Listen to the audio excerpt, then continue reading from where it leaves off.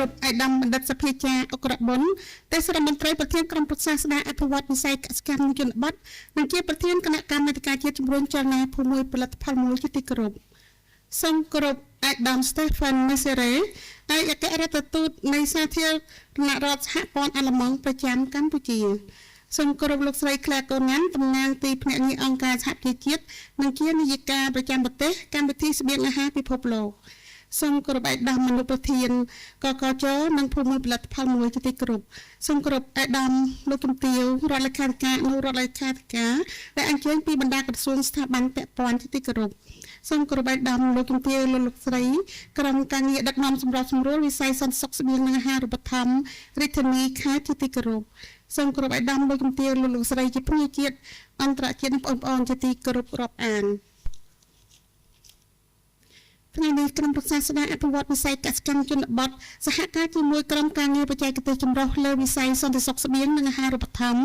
បានរៀបចំនៅពិធីសម្ពោធដោយប្រើប្រាស់យុទ្ធសាស្ត្រជាតិស្ដីពីសន្តិសុខស្បៀងនិងអាហារូបត្ថម្ភលើកទី3ឆ្នាំ2024-2028ក្រៅមតិប្រតិភាពដាក់ពងពោះឯកឧត្តមបណ្ឌិតសភាចារអុក្របុលទេសរដ្ឋមន្ត្រីប្រធានក្រុមប្រឹក្សាស្ដារអភិវឌ្ឍវិស័យកសិកម្មនិងជនបទនិងជាប្រធានគណៈកម្មាធិការជាតិជំរុញចលនាភូមិមួយផលិតផលមួយនេះខ្ញុំសូមអនុញ្ញាតគោរពអញ្ជើញឯកឧត្តមគណៈធិបតីឯកឧត្តមលោកជំទាវលោកស្រីនិងបងប្អូនមេត្តាគោរពទង់ជាតិនៃប្រជាណាចក្រកម្ពុជាសូមគោរពអញ្ជើញប្រុងប្រៀបគោរពទង់ជាតិនៃប្រជាណាចក្រកម្ពុជាគោរព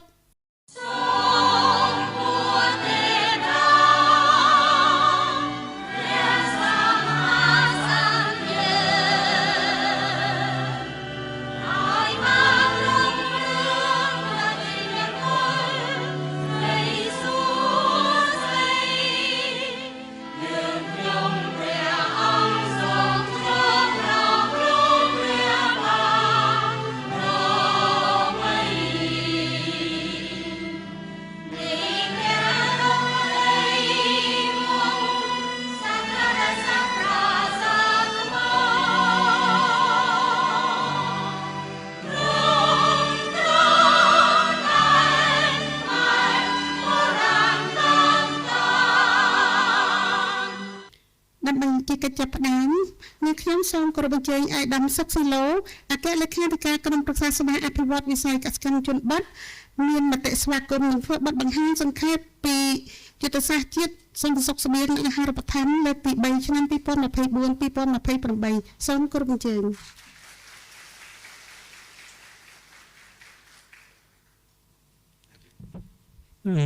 ជាបឋមខ្ញុំបាទសូមគោរពឯកឧត្តមបណ្ឌិតសភាចារទេសរដ្ឋមន្ត្រីអុក្របុល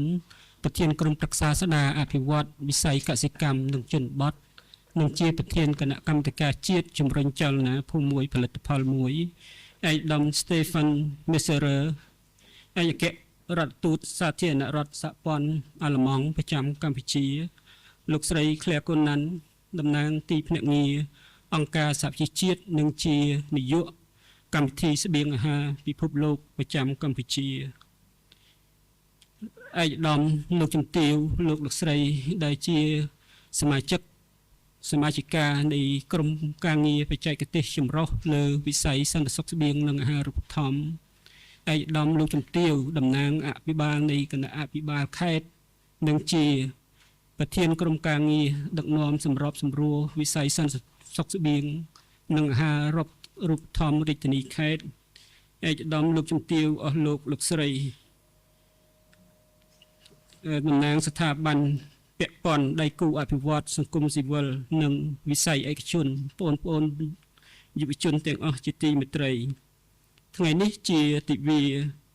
ដ៏ប្រពៃដែលក្រុមប្រឹក្សាស្ដារអភិវឌ្ឍវិស័យកសិកម្មនិងជនបទបានសហការជាមួយនឹងក្រុមការងារបច្ចេកទេសចម្រុះលើវិស័យសន្តិសុខស្បៀងនិងអាហារូបត្ថម្ភរៀបចំពិធីសម្ពោធដាក់ឲ្យប្រើប្រាស់យុទ្ធសាស្ត្រជាតិស្ដីពីសន្តិសុខស្បៀងនិងអាហារូបត្ថម្ភក្រោមអធិបតីភាពឯកឧត្តមបណ្ឌិតសភាចារទេសរដ្ឋមន្ត្រីអុក្របុលប្រធានក្រុមប្រឹក្សាស្ដារអភិវឌ្ឍវិស័យកសិកម្មនិងជនបទនិងជាប្រធានគណៈកម្មាធិការជាតិជំរុញចលនាភូមិមួយផលិតផលមួយក្នុងនាមអ្នកសម្របសម្រួលរៀបចំកម្មវិធីខ្ញុំមានកិត្តិយសសូមស្វាគមន៍ដ៏កក់ក្ដៅបំផុត និងសូមគោរពថ្លែងអំណរគុណដ៏ជ្រាលជ្រៅជូនចំពោះឯកឧត្តមបណ្ឌិតសភាចារទេសរដ្ឋមន្ត្រីគណៈអធិបតីឯកឧត្តមលោកជំទាវអស់លោកស្រីទាំងអស់ដែលបានចំណាយពេលវេលាដ៏មានតម្លៃអញ្ជើញចូលរួមនៅក្នុងពិធីនាថ្ងៃនេះជាមួយគ្នានេះដែរខ្ញុំសូមថ្លែងអំណរគុណដល់ថ្នាក់ដឹកនាំក្រសួងស្ថាប័នពាក់ព័ន្ធរដ្ឋបាលថ្នាក់ក្រោមជាតិស្ថានទូតនានាទីភ្នាក់ងារអង្គការសហជីវជាតិជារីនិងដើម្បីកំណើនការងារសមត្ថភាពប្រសិទ្ធភាពជារីភាពនិងដើម្បីកំណើនការងារសមត្ថភាពប្រសិទ្ធភាពជារីភាពនិងគោលដៅអភិវឌ្ឍការងារសមត្ថភាពប្រសិទ្ធភាពជារីភាពនិងគោលដៅអភិវឌ្ឍប្រកបដោយជាសមត្ថភាពប្រសិទ្ធភាពដោយឯកសារដូចខាងក្រោមដោយឯកសារយើងបានចែកដោយឯកសារយើងបានចែកជូនជាដោយឯកសារយើងបានចែកជូនជាភាសាខ្មែរនិងដោយឯកសារយើងបានចែកជូនជាភាសាខ្មែរនិងអង់គ្លេសនៅក្នុងស្បោងស្រាប់ហើយអញ្ចឹងខ្ញុំសូមបញ្ចាំងស្លាយជាភាសាអង់គ្លេសដើម្បីងាយស្រួលដោយសារតែហ្វុងអក្សរមួយចំនួនអាចប្រែប្រួលបានបាទនេះជាយុទ្ធសាស្ត្រជាតិស្តីពីសន្តិសុខស្បៀងនិងអាហារូបត្ថម្ភលើកទី3ដែលសហការរៀបចំដោយក្រុមប្រឹក្សាអភិវឌ្ឍវិស័យកសិកម្មនិងជនបទនិងក្រុមការងារបច្ចេកទេសចម្រុះលើវិស័យសន្តិសុខស្បៀងនិងអាហារូបត្ថម្ភយើងដឹងហើយថានៅពេលដែលសេដ្ឋកិច្ចមានការរីកចម្រើនគួរឲ្យកត់សម្គាល់ហើយធ្វើឲ្យប្រជាជនមានជីវភាពធូរធារហើយមានការផ្លាស់ប្ដូររបៀបរបបរស់នៅនិងការហូបចុកដែលការផ្លាស់ប្ដូរនេះបានធ្វើឲ្យមានការផ្លាស់ប្ដូរនៅទិដ្ឋភាពអាហារូបត្ថម្ភនិងបរិស្ថានស្បៀងដែលបណ្ដាលមកពីការកើនឡើងនៃស្បៀងអាហារនិងការទទួលទានអាហារនិងភេសជ្ជៈដែលមិនល្អសម្រាប់សុខភាពដែលមានជាតិស្ករអំបិលខ្លាញ់ច្រើនហើយកត្តាផ្លាស់ប្ដូរនេះទាមទារឲ្យយើងត្រូវការរៀបចំនៅយុទ្ធសាស្ត្រមួយដើម្បីដោះស្រាយនៅបញ្ហាអាហារូបត្ថម្ភគ្រប់ទម្រង់ដែលមានដើម្បីដោះស្រាយបញ្ហាការពារជំងឺមិនឆ្លងនានាហើយដើម្បីដោះស្រាយបញ្ហាខាងលើរាជរដ្ឋមិនឆ្លងនានាហើយដើម្បីដោះស្រាយបញ្ហាខាងលើរាជរដ្ឋាភិបាលហើយដើម្បីដោះស្រាយបញ្ហាខាងលើរាជរដ្ឋាភិបាលក្រោមការដឹកនាំរបស់សម្ដេចបវរធិបតីហ៊ុនម៉ាណែតបានបដិញ្ញាក្នុងការលើកកម្ពស់វិស័យសន្តិសុខស្បៀងនិងអាហារូបត្ថម្ភសុខភាពនិងសុខុមាលភាពប្រជាជនតាមរយៈការពង្រឹងប្រព័ន្ធស្បៀងប្រព័ន្ធសុខាភិបាលប្រព័ន្ធគាំពារសង្គមនិងទឹកស្អាតនិងអនាម័យហើយក្រុមប្រឹក្សាស្ដារអភិវឌ្ឍវិស័យកសិកម្មនិងជនបទបានសហការជាមួយក្រុមការងារបច្ចេកទេសសន្តិសុខស្បៀងនិងអាហារូបត្ថម្ភបានរៀបចំនៅយុទ្ធសាស្ត្រសន្តិសុខស្បៀងនិងអាហារូបត្ថម្ភលើកទី3នេះដើម្បីធានាថាប្រជាជនកម្ពុជាគ្រប់រូបនឹងទទួលបានស្បៀងអាហារគ្រប់គ្រាន់ការពារពីបញ្ហាអាហារូបត្ថម្ភគ្រប់ទម្រង់តាមរយៈការពង្រឹងប្រព័ន្ធនានាគឺប្រព័ន្ធស្បៀងប្រព័ន្ធសុខាភិបាលប្រព័ន្ធគាំពារសង្គមប្រកបដោយចីរភាពនិងមានភាពធន់ដែលលើកកម្ពស់ដល់សុខភាពសុខុមាលភាពនិងសមត្ថភាពស្របតាមរបៀបវរៈឆ្នាំ2030នៃគោលដៅអភិវឌ្ឍដោយចីរភាពបាទនេះជាទិសដៅយុទ្ធសាស្ត្រទិសដៅជាយុទ្ធសាស្ត្ររបស់កម្ពុជាគឺនៅក្នុងយុទ្ធសាស្ត្រសន្តិសុខស្បៀងនិងអាហារូបត្ថម្ភលើកទី3នេះគឺផ្អែកទៅលើយុទ្ធសាស្ត្របញ្ចកោណដំណាក់កាលទី1ក្របខ័ណ្ឌគោលដៅអភិវឌ្ឍប្រជាភាពកម្ពុជាយុទ្ធសាស្ត្រនិងផែនការសកម្មភាពតាមវិស័យនិងអន្តរវិស័យនានាហើយនឹងផ្ដោតទៅលើគំនិតផ្ដួចផ្ដើមជាសកលដែលកម្ពុជាបានចូលរួមគឺសន្និសីទកំពូលស្ដីអំពីប្រព័ន្ធស្បៀងរបស់អង្គការសហជីវជាតិចលនាបង្កើនអាហារូបត្ថម្ភសន្និសីទស្ដីពីការប្រែប្រួលអាកាសធាតុរបស់អង្គការសហជីវជាតិខាងបរិវត្តកម្មប្រព័ន្ធស្បៀងនិងខាងអាហារូបត្ថម្ភដើម្បីកំណើននឹងការលូតលាស់ N4G ហើយនេះជាចក្ខុវិស័យរបស់ភាពមានភាពធន់រូបត្ថម្ភ គ្រប់ទម្រង់តាមរយៈប្រព័ន្ធប្រកបដោយចីរភាពមានភាពធន់និងលើកកម្ពស់សុខភាពសុខុមាលភាពនិងសប្បុរសធម៌ហើយនេះជាគោលដៅរបស់យុទ្ធសាស្ត្រយើងគឺផ្ដោតទៅលើការកាត់បន្ថយអត្រាក្រិនក្រេះរបស់កុមារអាយុក្រោម5ឆ្នាំហ្នឹងពី22%មក19%ហើយកាត់បន្ថយអត្រាស្គមស្គាំងកុមារពី 9.6% មក 5.8% ហើយបញ្ឈប់នៅការកើនឡើងលើសទម្ងន់និងធាត់ជ្រុលរបស់ស្ត្រីដែលមានអាយុពី20ទៅ49ឆ្នាំពី 32% មក 27%នេះជាគោលបំណងនៃយុទ្ធសាស្ត្រគឺដើម្បីកែលម្អគុណភាពរបបអាហារជាពិសេសសម្រាប់ស្ត្រីក្នុងវ័យបន្តពូជនិងកុមារអាយុពី6ដល់23ខែហើយពង្រឹងសន្តិសុខស្បៀងនិងការថែទាំកាន់តែប្រសើរនេះជាក្របខ័ណ្ឌអភិក្រមភ្លោះហើយក្នុងយុទ្ធសាស្ត្រនេះគឺបើយើងមើលទៅយើងនឹងពិភាក្សាតែទៅលើក្របខ័ណ្ឌនេះគឺថាចក្ខុវិស័យបានជម្រាបជូនខាងលើហើយអ្វីដែលយើងចង់បានគឺយើងនឹងកាត់បន្ថយនៅបញ្ហាអាហារូបត្ថម្ភគ្រប់ទម្រង់មានបញ្ហាកង្វះអាហារូបត្ថម្ភកង្វះមីក្រូសារជាតិហើយនឹងការកើនឡើងលើសទម្ងន់តាមរយៈការផ្ដល់នៅរបបអាហារសុខភាពនិងការអនុវត្តថែទាំកាន់តែប្រសើរឡើងហើយដើម្បីបានរបបអាហារសុខភាពនិងការថែទាំកាន់តែប្រសើរឡើងនេះយើងបានដាក់ចេញនៅអត្ថភាពពហុវិស័យអត្ថភាពតាមវិស័យហើយនឹងអត្ថភាពតាមបញ្ហាអន្តរវិស័យនិងអភិបាលកិច្ចនិងភាពជាដៃគូហើយខ្ញុំនឹងជម្រាបជូនផ្នែកមួយនៅស្លាយបន្ទាប់នេះជាបញ្ហាអត្ថភាពរួមដែលយើងមាន5ចំណុចដែលទី1យើងផ្ដោតទៅលើប្រព័ន្ធស្បៀងប្រកបដោយចីរភាពទី2ប្រព័ន្ធសុខាភិបាលទី3ប្រព័ន្ធគាំពារសង្គមទី4ទឹកស្អាតនិងអនាម័យហើយទី5ការផ្លាស់ប្ដូរ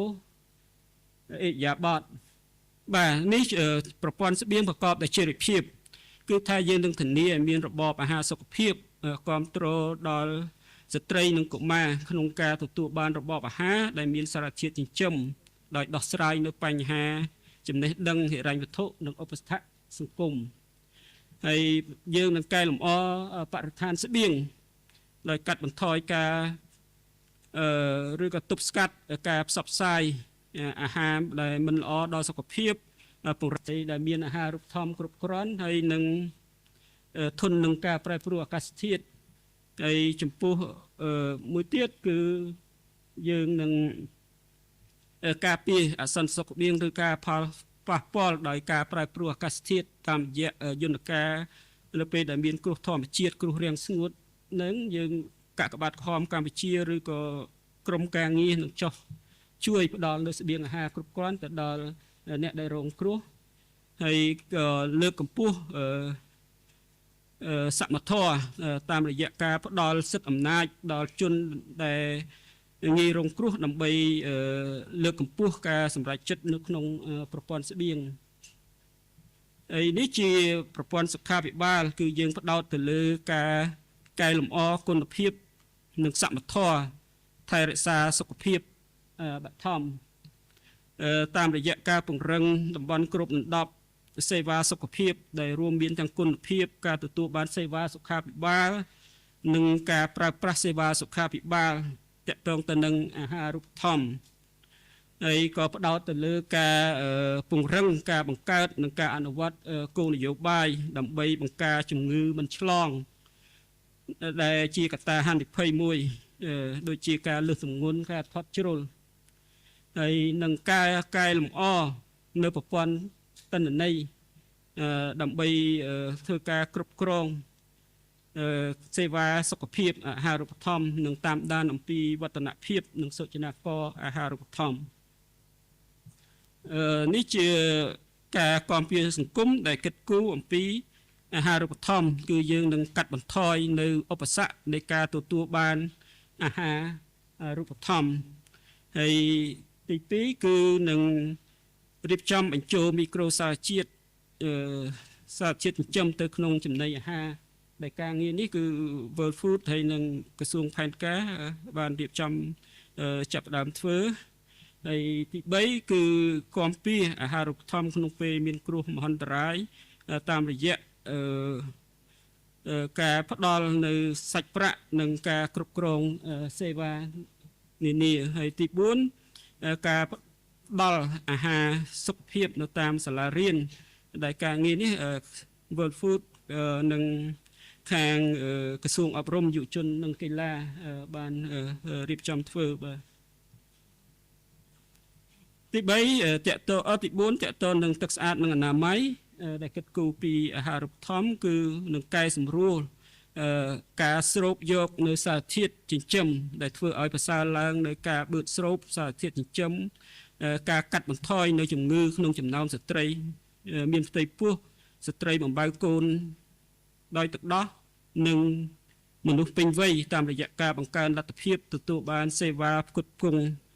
ទឹកស្អាតមានសុវត្ថិភាពតាមរយៈការផ្លាស់ប្ដូរឥរិយាបថនិងអនាម័យមូលដ្ឋាននេះជាការផ្លាស់ប្ដូរសេវាសង្គមដែលនឹងការបញ្ជូនបន្តទៅរកសេវាសង្គមដែលរួមចំណែកបញ្ជូនបន្តទៅរកសេវាសង្គមដែលរួមចំណែកដល់ការកែលម្អអាហារូបត្ថម្ភហើយក៏លើកកម្ពស់ស្តង់ដារជីវិតរស់នៅប្រកបដោយសុខភាពបន្ទាប់មកយើងពង្រឹងបណ្ដាញនឹងការចូលរួមរបស់សាធារណជនតាមរយៈការកំណត់អត្តសញ្ញាណនិងការសាកល្បងវិធីសាស្ត្រផ្លាស់ប្ដូរឥរិយាបថសង្គមដោយប្រើប្រាស់នៅសហគមន៍តាមរយៈដូចជាសហគមន៍កសិកម្មមន្ត្រីកសិកម្មឃុំមន្ត្រីគ្រប់គ្រងសុខភាពភូមិដើម្បីផ្ដល់ដល់សារសំខាន់តាមរយៈរបស់វិស័យសុខាភិបាលទៅដល់សាធារណជនឲ្យកាន់តែទូលំទូលាយហើយជាក់ស្ដែងបច្ចុប្បន្ននេះយើងឃើញហើយសារទូរស័ព្ទរបស់យើងគឺដល់ពេលយើងទេទៅយើងនឹងឃើញក្រសួងខាភិបាលក៏ដាក់ហើយគឺថាតិចអំបិលតិចស្ករសុខភាពល្អអីហ្នឹងគឺយើងឃើញថាមានគឺយើងបរិញ្ញចឹងបាទនេះជាការចូលរួមតាមវិស័យខ្ញុំនិយាយពាក្យវិស័យនេះមិនមែនក្រសួងទេឧបមាថាវិស័យកសិកម្មវាមានក្រសួងកសិកម្មក្រសួងធនធានទឹកហើយវិស័យសុខាភិបាលអាចមានក្រសួងសុខាភិបាលហើយក្រសួងមួយចំនួនដែលធ្វើការតាក់ទងនឹងអាហារបញ្ចូលមីក្រូសារជាតិអញ្ចឹងក្នុងនេះនិយាយវិស័យអត់និយាយក្រសួងទេខ្លាចក្រសួងមួយចំនួនគាត់យល់ច្រឡំថាក្រសួងគាត់អត់ធ្វើអញ្ចឹងផងបាទអញ្ចឹងការរួមចំណែកតាមវិស័យនេះមានវិស័យកសិកម្មវិស័យឧស្សាហកម្មពាណិជ្ជកម្មសុខាភិបាលនិងអប់រំដែលវិស័យទាំងនេះមានគោលនយោបាយមានយុទ្ធសាស្ត្រមានផែនការដើម្បីចូលរួមក្នុងការលើកកម្ពស់អាហារូបត្ថម្ភហើយវិស័យទាំងនេះក៏មានយន្តការសម្របសម្រួលនៅថ្នាក់ជាតិថ្នាក់ក្រោមជាតិដែលមានការចូលរួមពីវិស័យឯកជនដៃគូអភិវឌ្ឍសង្គមស៊ីវិលដើម្បីអនុវត្តផែនការឲ្យមានប្រសិទ្ធភាពវិស័យកសិកម្មយើងដឹងថាវិស័យកសិកម្មបានចូលរួមចំណែកលើកកម្ពស់សន្តិសុខស្បៀងនិងអាហារូបត្ថម្ភតាមដោយផ្ដោតទៅលើការលើកកម្ពស់ផលិតកម្មប្រកបដោយនិរន្តរភាពដើម្បីធានាបាននូវសន្តិសុខស្បៀងនិងជំរុញជីវភាពរស់នៅតាមរយៈការបង្កើនផលិតភាពការធ្វើពាណិជ្ជកម្មវិបត្តិកម្មកសិកម្មនិង Digital ហើយនឹងបង្កើនអភិភាពហើយក៏ពង្រីកកសិកម្មបរិភោគអាហារសុខភាពហើយក៏ពង្រីកកសិកម្មឆ្លាតវៃដើម្បីដែលធន់ទៅនឹងការប្រែប្រួលអាកាសធាតុហើយក៏នឹងពង្រឹងការគ្រប់គ្រងក្រោយប្រមូលផលនិងភាពជាដៃគូរវាងវិស័យឯកជននិងវិស័យសាធារណៈនេះជាវិស័យឧស្សាហកម្មវិស័យឧស្សាហកម្មបានដើរតួនាទីយ៉ាងសំខាន់នៅក្នុងការលើកកម្ពស់អាហារូបត្ថម្ភតាមរយៈការបង្កើតនៅស្តង់ដារម្ហូបអាហារការលើកកម្ពស់ការកែច្នៃម្ហូបអាហារ ការជំរុញនិងការបង្កើនលទ្ធភាពទទួលបានជម្រើសអាហារប្រកបដោយសុខភាពនិងធានានូវសុវត្ថិភាពម្ហូបអាហារដោយគ្រប់គ្រងដល់ប្រព័ន្ធស្បៀងដែលគិតគូរអំពីអាហារូបត្ថម្ភហើយវិស័យនេះក៏ផ្ដោតទៅលើការការពារសុខភាពកម្លាំងពលកម្មនិងលើកកម្ពស់អាហារប្រកបដោយគុណភាពការត្រួតពិនិត្យម្ហូបអាហារការបញ្ចូលមីក្រូសារជាតិដូចជាអំបិលអ៊ីយ៉ូតជាដើមជាវិស័យពាណិជ្ជកម្មវិស័យពាណិជ្ជកម្មបានគ្រប់គ្រងដល់វិស័យសន្តិសុខស្បៀងនិងអាហារូបត្ថម្ភដោយគ្រប់គ្រងសន្តិភាពស្បៀងតាមរយៈក្រុមហ៊ុន Green Trade ហ្នឹងគាត់អ្នកស្តុកនៅសន្តិភាពស្បៀងការពង្រឹងបទបញ្ញត្តិទីផ្សារនិងធានាអនុលោមតាមស្លាកសញ្ញាស្តង់ដារអាហារូបត្ថម្ភហ្នឹងគឺមានអគ្គនាយកដ្ឋានកបបជាអ្នកទទួលខុសត្រូវហើយវិស័យពាណិជ្ជកម្មក៏ជំរុញឲ្យមានការចូលរួមពីវិស័យឯកជនការពារអ្នកប្រើប្រាស់តាមរយៈការដាក់ស្លាកសញ្ញាទៅលើចំណីអាហារវិធានការរក្សាស្ថិរភាពថ្លៃទំនិញនិងការអនុវត្តបទបញ្ញត្តិសុវត្ថិភាពម្ហូបអាហារស្របតាមច្បាប់ស្តីពីសុវត្ថិភាពម្ហូបអាហារហើយក៏ធានានៅការតាមដានការលើកកម្ពស់ខ្សែច្រវាក់ត្រជាក់ cold chain ហ្នឹងគឺដើម្បីលើកកម្ពស់អនាម័យម្ហូបអាហារនិងពង្រឹងប្រព័ន្ធការគ្រប់គ្រងស្បៀងអាហារ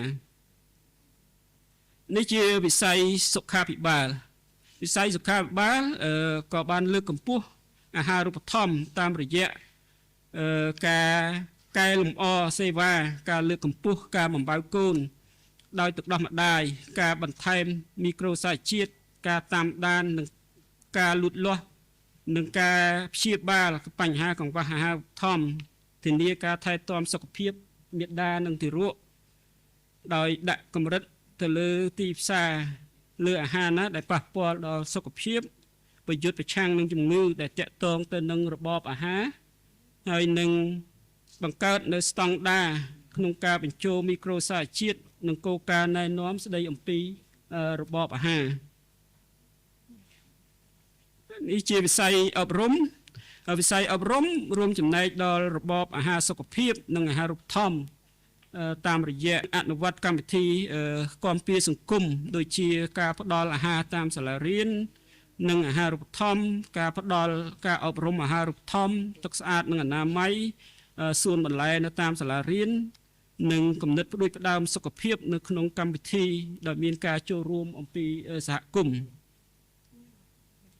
បញ្ហាអន្តរវិស័យមាន5ដែរហើយយើងផ្ដោតទៅលើទី1គឺ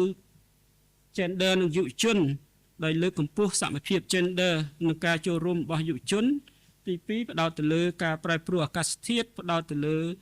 ជីវៈចម្រុះការបំពុលបរិស្ថាននិងការគ្រប់គ្រងការប្រើប្រាស់ទឹកទី3សមធម៌គឺយើងកាត់បន្ថយភាពខុសគ្នារវាងក្រុមដែលជួបការលំបាកបាទហើយវិស័យឯកជននឹងលើកកម្ពស់ការចូលរួមរបស់វិស័យឯកជនដែលធ្វើយ៉ាងណាឲ្យអាហារអាចងាយស្រួលរកបានហើយមានសារធាតុចិញ្ចឹមមានសុវត្ថិភាពបាទហើយទី5នេះគឺផ្ដោតទៅលើ digital ដែលប្រើប្រាស់ឧបករណ៍ digital ប្រព័ន្ធទិន្នន័យនិងការកែច្នៃសម្រាប់គ្រប់គ្រងទិន្នន័យនិងទំនាក់ទំនងក្នុងការបណ្ដុះបណ្ដាលការកែលម្អសន្តិសុខស្បៀងនិងអាហារូបត្ថម្ភហើយដែលក្រោយពីពេលហ្នឹងទៅយើងនឹងអាចចុះផ្សព្វផ្សាយអំពីការប្រើប្រាស់ទិន្នន័យដើម្បីបញ្ចូលទិន្នន័យនៅក្នុង tablet ដាក់ចូលនៅក្នុងប្រព័ន្ធស្បៀងបាទបញ្ហាទី7នេះយើងតាក់ទងនឹងអភិបាលកិច្ចនិងភាពជាដៃគូដែលក្រុមប្រឹក្សាអភិវឌ្ឍវិស័យកសិកម្មនិងជនបទបាននឹងដើរតួនាទីដើម្បីប្រយុទ្ធប្រឆាំងបញ្ហាអាហារូបត្ថម្ភគ្រប់ទម្រង់តាមរយៈការអន្តរាគមន៍រួមគ្នាការស្រាវជ្រាវការបណ្ដុះបណ្ដាលការធ្វើការតស៊ូមតិហើយក្រុមប្រឹក្សាអភិវឌ្ឍវិស័យកសិកម្មជនបទនេះមានតួនាទីសំខាន់ទី1គឺជាប្រធានក្រុមការងារដឹកនាំសម្របសម្រួលវិស័យសន្តិសុខស្បៀងនិងអាហារូបត្ថម្ភទី2ក៏ជាជនបង្គោលនៃចលនាបង្កើនអាហារូបត្ថម្ភហើយនឹងវេទិកាសន្តិសុខស្បៀងនានាហើយជាប្រធាននៃអនុក្រុមការងារបច្ចេកទេសទឹកស្អាតនិងអនាម័យ ហើយក្នុងនឹងដែរភាពជាដៃគូយើងនឹងបង្កើតដែលបច្ចុប្បន្នកម្ពុជាតាមរយៈSun Network នេះគឺបណ្ដាញចលនាបង្កើនអាហារូបត្ថម្ភនេះយើងមានបង្កើតបាន4ហើយគឺបណ្ដាញប្រទេសផ្ដល់ជំនួយដែលបច្ចុប្បន្ននេះគឺស្ថានទូតអាល្លឺម៉ង់គឺជាអ្នកដឹកនាំនៅក្នុងការសម្របសម្រួលនៅ Sun Donor Network ហើយយើងមាន UN Network ដែលបច្ចុប្បន្នដឹកនាំដោយ World Food Program ហើយនឹង Sun CSA ដឹកនាំដោយ Water Aid និង Sun Business Network គឺដឹកនាំដោយ World Food Program សហការជាមួយក្រុមប្រឹក្សាអភិវឌ្ឍវិស័យកសិកម្មជនបទអញ្ចឹងហើយនៅថ្នាក់ក្រោមជាតិនេះយើងមានក្រុមការងារដឹកនាំសម្របសម្រួលវិស័យសន្តិសុខស្បៀងនិងអាហារូបត្ថម្ភថ្នាក់ក្រោមជាតិសាសនេះឲ្យបានទូលំទូលាយនឹងក្រងចុះតាមខេត្តមួយដើម្បីផ្សព្វផ្សាយយុទ្ធសាស្ត្រនេះឲ្យបានទូលំទូលាយនៅតាមខេត្តចុះតាមខេត្តមួយដើម្បីផ្សព្វផ្សាយយុទ្ធសាស្ត្រនេះឲ្យបានទូលំទូលាយនៅតាមខេត្តបាទដើម្បីឲ្យយុទ្ធសាស្ត្រនេះអាចអនុវត្តបានតាមរយៈការធ្វើអភិបាលកិច្ចការពង្រឹងការត្រួតពិនិត្យការកិច្ចសហការនិងការកសាងសមត្ថភាពបាទចំពោះនេះតកតងទៅនឹងអាហារូបសន្តិសុខស្បៀងនិងអាហារូបត្ថម្ភដែលដឹកនាំដោយសហគមន៍គឺយើងលើកកម្ពស់ឲ្យមានការចូលរួមពីសហគមន៍ក្នុងការធ្វើសេចក្តីសម្រេចចិត្តហើយលើកកម្ពស់ការកសាងសមត្ថភាពនៅមូលដ្ឋានតាមរយៈការកសាងសមត្ថភាពមន្ត្រីកសិកម្មឃុំហើយនិងមន្ត្រីសុខាភិបាលតាមភូមិហើយយើងនឹងក៏ពង្រឹងសិទ្ធិអំណាចក្រុមប្រឹក្សាឃុំនៅក្នុងការរៀបចំផែនការដែលតាក់ទងទៅនឹងវិស័យសន្តិសុខស្បៀងនិងអាហារូបត្ថម្ភនិងគៀងគរថវិកាហើយបន្ទាប់មកគឺការសម្របសម្រួលពហុវិស័យគឺក្រុមប្រឹក្សាអភិវឌ្ឍវិស័យកសិកម្មជនបទនិងដៃគូនឹងធ្វើការបណ្ដុះបណ្ដាលបញ្ជ្រាបការងារសន្តិសុខស្បៀងទៅក្នុងផែនការអភិវឌ្ឍឃុំនិងផែនការវិនិយោគឃុំហើយក្រុមការងារនឹងចុះបណ្ដុះបណ្ដាលកន្លងមកបានចុះបណ្ដុះបណ្ដាលហើយនឹងបន្តបណ្ដុះបណ្ដាលទៀតហើយយុទ្ធសាស្ត្រផ្លាស់ប្ដូរអិរិយាបថសង្គមគឺនឹងលើកកម្ពស់ផ្ដោតទៅលើការលើកកម្ពស់របបអាហារអិរិយាបថសង្គមតាមរយៈកម្មវិធីផ្សព្វផ្សាយឲ្យមានការយល់ដឹងជាទូទៅបាទបន្ទាប់មកផ្ដោតទៅលើថវិកាយុទ្ធសាស្ត្រយើងនឹងរៀបចំឲ្យមានការកំណត់តម្លៃនៃផែនទីបង្ហាញផ្លូវស្ដីពីប្រព័ន្ធស្បៀងរៀបចំឲ្យមាននៅយុទ្ធសាស្ត្រថវិកានិងការកំណត់នៅមុខជាក់លាក់ដើម្បីអនុវត្តហើយការចំណាយនិងដើម្បីបង្កើននៅប្រសិទ្ធភាពធនធាននិងធានាឲ្យមានមូលធិសម្រាប់អនុវត្តការសម្របសម្រួលប្រកបដោយចីរភាពហើយថវិកានេះយើងនឹងកំណត់ក្នុងផែនទីបង្ហាញផ្លូវយើងចាប់ផ្ដើមធ្វើឲ្យដើម្បីអាប់ដេតហើយបន្ទាប់មកយើងនឹងរៀបចំឲ្យមានការចំណាយគម្រោងចំណាយដើម្បីងាយស្រួលស្វែងរកថវិកាហើយនឹងរៀបចំឲ្យមានការតស៊ូមតិដើម្បីស្វែងរកថវិកាក្នុងការអនុវត្តហើយផ្អែកទៅលើវិស័យឯកជនភាពជាដៃគូវិស័យឯកជននិងវិស័យសាធារណៈនិងអង្គការមូលនិធិផ្សេងៗយើងអាចគៀងគរពីខាងដៃគូដើម្បីឲ្យចូលរួមក្នុងការអនុវត្តយុទ្ធសាស្ត្រយើងនឹងហើយក៏ថ្នាក់ក្រោមជាតិគឺយើងនឹងបណ្ដុះបណ្ដាលអំពីយុទ្ធសាស្ត្រការងារអត្ថភាពសន្តិសុខស្បៀងនិងអាហារូបត្ថម្ភទៅឃុំសង្កាត់ដើម្បីឲ្យឃុំសង្កាត់នោះគាត់ដាក់បញ្ចូលថវិកានឹងទៅក្នុងផែនការប្រកបដើម្បីងាយស្រួលស្វែងរកយុទ្ធសាស្ត្រនេះឡន់ទៅគឺថា6ខែក្រោយយើងអាចនឹងមានផែនការលម្អិតដើម្បីអនុវត្តហើយក្រសួងស្ថាប័នគាត់មានផែនការប្រកបហើយអញ្ចឹងយើងនឹងរៀបចំសម្រាប់ផែនការរបស់ពហុវិស័យដើម្បីអនុវត្តហើយក្រោមការសម្របសម្រួលរបស់ក្រុមប្រឹក្សាអភិវឌ្ឍវិស័យកសិកម្មជនបទដែលមានការចូលរួមពីដៃគូអភិវឌ្ឍសង្គមស៊ីវិលវិស័យឯកជនហើយយើងនឹងរៀបចំឲ្យមានប្រព័ន្ធតាមដានត្រួតពិនិត្យនិងវាយតម្លៃគណនេយ្យភាពទៅលើការអនុវត្តយុទ្ធសាស្ត្រនឹងហើយសកម្មភាពដែលត្រូវ រៀបចំឲ្យមានគឺតកតងនឹង costing របស់ joint priority ហើយការអនុវត្តក្រមជាតិក៏អញ្ចឹងដែរគឺនឹងរៀបចំផែនការងារនៅមូលដ្ឋានជាមួយនឹងអាជ្ញាធរតាមដើម្បីដោះស្រាយនៅបញ្ហាមួយចំនួនដែលតម្រូវការរបស់សហគមន៍បាទនេះជាសារលិខិតរបស់សម្ដេចមហាធិបតីហ៊ុនម៉ាណែតនាយករដ្ឋមន្ត្រីនៃប្រជាជាតិកម្ពុជាក្រុមធ្វើដល់ការអនុវត្តយុទ្ធសាស្ត្រនេះដែលឯកឧត្តមជាសំណាងនឹងអាននៅពេលបន្តិចទៀតនេះបាទសូមអរគុណបាទចំពោះការយកចិត្តទុកដាក់សូមអរគុណឆ្លៀតក្នុងឱកាសនេះដែរចង់ជំរាបអង្គសិក្ខាសាលាទាំងមូលនៅជាន់ក្រោមនេះគេមានរៀបចំពិព័រណ៍ភូមិមួយផលិតផលមួយចប់នឹងបើសិនជាឯកឧត្តមលោកជំទាវត្រូវការទិញផលិតផលភូមិមួយផលិតផលមួយអាចចុះមើលនៅជាន់ខាងក្រោមបានបាទសូមអរគុណនៅពេលនេះខ្ញុំមានកិត្តិយសសូមគោរពអញ្ជើញឯកឧត្តមជាសំណាងអនុប្រធានក្រុមប្រឹក្សាស្ដីអភិវឌ្ឍវិស័យកសិកម្មជនបទអានសារលិខិតសម្ដេចមហាបវរធិបតីហ៊ុនម៉ាណែតនាយករដ្ឋមន្ត្រីនៃប្រជាជាតិកម្ពុជាសូមគោរពអញ្ជើញ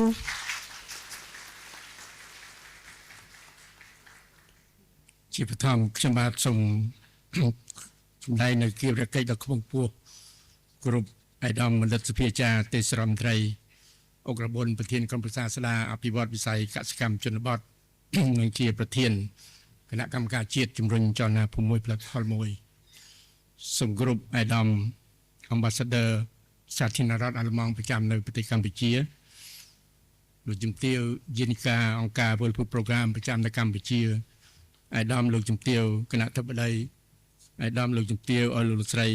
បងប្អូនមួយក្មួយនិស្សិតទាំងអស់ដែលបានអញ្ជើញចូលរួមក្នុងថ្ងៃនេះដែលមានការអនុញ្ញាតដល់ខ្ពង់ខ្ពស់ពីឯកឧត្តមបណ្ឌិតសភាចារខ្ញុំបាទសូមអានជូននៅសារលិខិតសម្ដេចមហាបវរធិបតីដែលបានថ្លែងនៅក្នុងឱកាសថ្ងៃនេះក្នុងការអបអរសាទរការផ្សព្វផ្សាយនៅយុទ្ធសាស្ត្រជាតិស្ដីពីសន្តិសុខស្បៀងអាហារូបត្ថម្ភលើកទី3ខ្លឹមសារទាំងស្រុងគឺមានដូចតទៅនេះប្រជាជាតិកម្ពុជាជាតិសាសនាព្រះមហាក្សត្ររាជរដ្ឋាភិបាលកម្ពុជាលេខ08សឡសសារលិខិតសម្ដេចមហាបវរធិបតីហ៊ុនម៉ាណែតនាយករដ្ឋមន្ត្រីនៃប្រជាជាតិកម្ពុជា